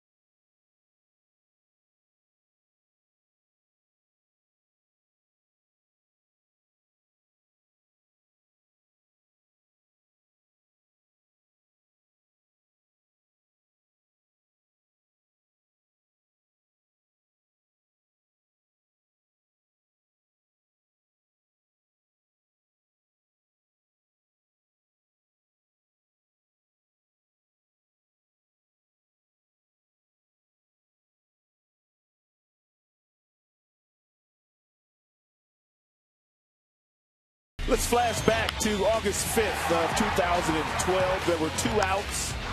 The closer, Chris Perez, was on the mound, and before he knew it, the Tigers tacked a 5 spot on him, and he walked the Cleveland Indians off the field, and Perez would later go on to say that that was his worst day as a professional. True story. It happened. And you can make an argument that that was the most thrilling, exciting win the Tigers had last year. As you look at the numbers on Perez, he went 2/3, giving up 5 earned runs. He walked a couple. Jackson singled and Fonte singled, and that set the stage for Miguel Cabrera, who hit a 3-run homer off of Chris Perez. He's good, though. 5 of 6 this year in the save department. And sub-1 earned run average in 12 innings, 13 strikeouts. He missed most of spring training with some arm soreness. Didn't pitch very much this spring in the Cactus League. Johnny Peralta leads it off. Seems like every single Indians relief pitcher in this game has gone ball 1, ball 2. Here's the 1-0. That one's going to be in there for a strike. And all the guys that we've seen here today all have great numbers. Hagedorn's numbers weren't bad, followed by Allen, Smith, and now Perez. Bullpen is definitely one of the strengths of Cleveland this year and has been the last couple of years. Perez jumps ahead, 1-2 in the count. Johnny on base 3 times in this game, couple of walks, a homer. Santana heading back to the dugout. Need a new glove. He'll get the backup.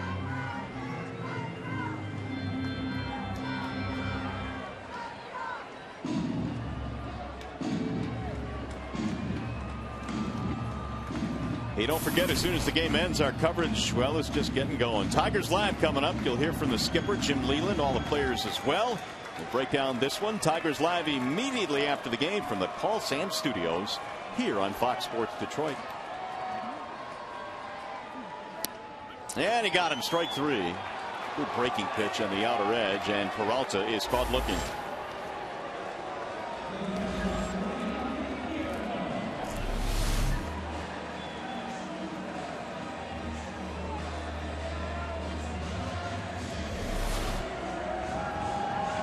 Location outstanding for Perez. On that slider, here is Pena. Ryan came on as a pinch hitter in the 7th, knocked in a run with a sacrifice fly. Ball 1 darts away.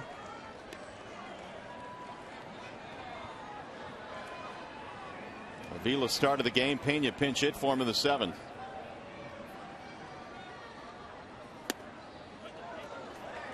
One and one.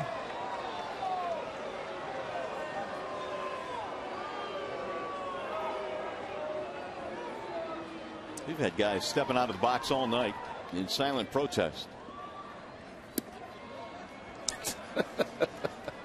You see Pena walk that one back into the glove to make sure that it wasn't going to get called a strike. Don't you dare call that a strike, Pena's saying. 2 and 1.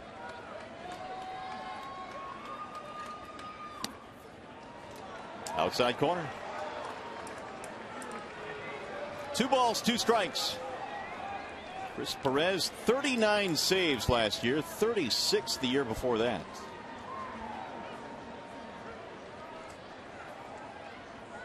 And the 2-2.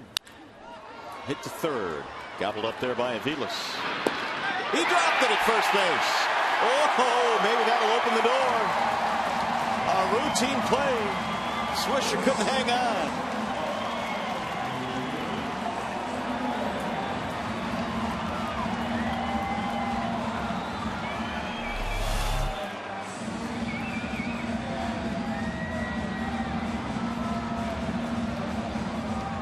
Looked like he was indecisive as to which way he was going to turn the glove, or whether he was going to turn the webbing down or up. He kept it down and he couldn't catch it.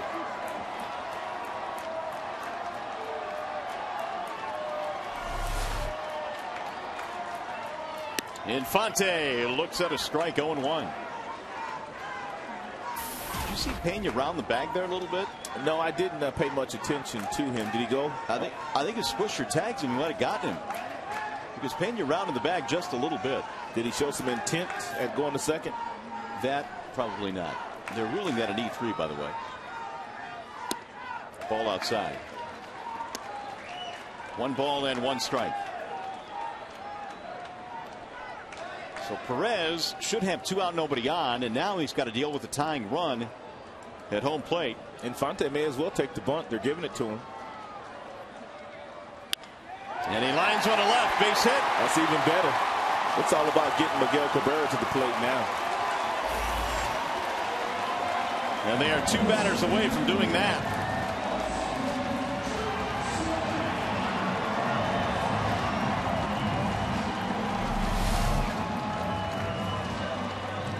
Omar is just having a really solid season. First 6 weeks of the year, Omar has been outstanding.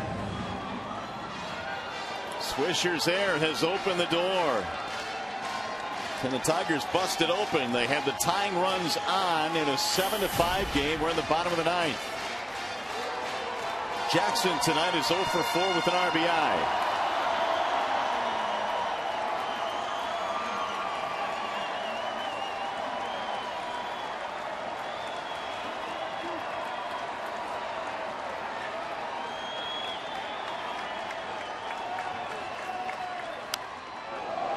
Hit on his hands and he fouled it back. 0-1.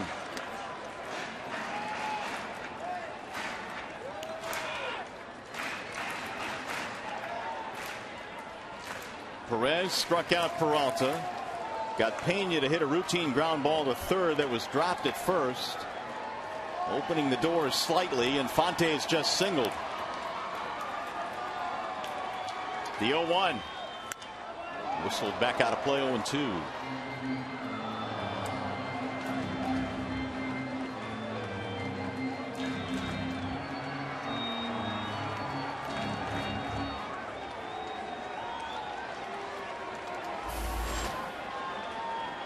Hunter waiting on deck.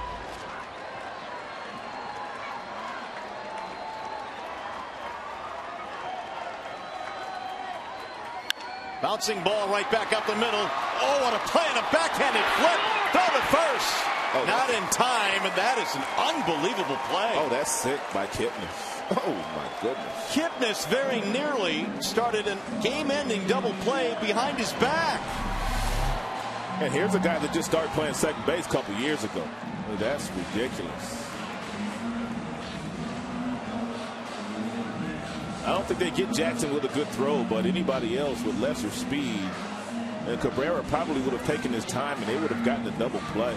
Look at the accuracy on the flip here. Oh my goodness. Tigers not done yet though. First and third with 2 outs. Here's Torrey Hunter. And a ground ball, base hit right field. Here comes that man. Hunter drives in a run. Pena will score. It is 7-6. And Torrey gets his 18th RBI. So the error comes in to score, and now here is Cabrera.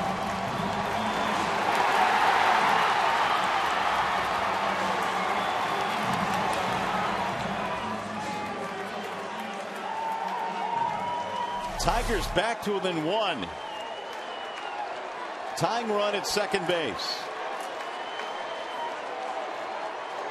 Tom Brookins out there to make sure Jackson is okay. Jackson has been bothered by a left hamstring injury last couple of weeks. 2 outs, runners in scoring position. Miguel Cabrera this year 6-6-7. Say what? 6-6-7.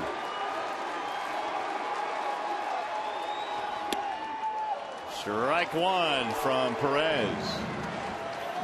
Miggy tonight is 1 for 4. Ooh, look at these numbers.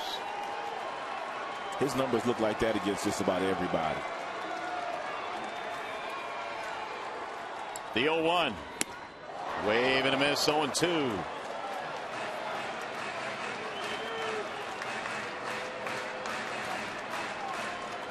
Cabrera did it to Perez last year, trying to do it in this at bat here again tonight.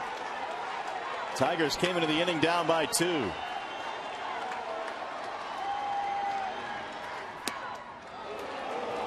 1-2.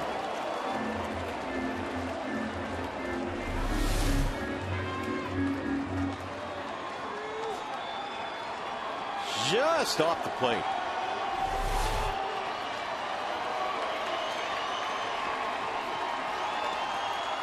Here's the 1-2. Off the plate again, 2-2. Their outfielders are playing very shallow, trying to throw out Jackson if Cabrera hits a single, but Miguel with his power could very easily hit one over their heads, and Torrey Hunter will score the winning run. Jackson, Hunter on the bases. Here's the 2-2 outside. 3-2 on Miguel. We see Miguel do this on a nightly basis. Pitcher able to get ahead of him, no balls and 2 strikes, and then they don't go right after him. Next thing you know, the count's worked its way back to 3-2.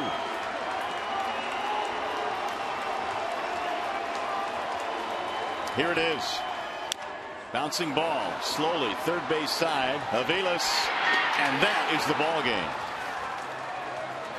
Tigers get 1 run in the 9th inning. They make it exciting, but Perez able to shut this one down. And Cleveland evens up the series with a victory here tonight over the Tigers by a score of 7-6. There's your final. We'll be back with more from Comerica Park.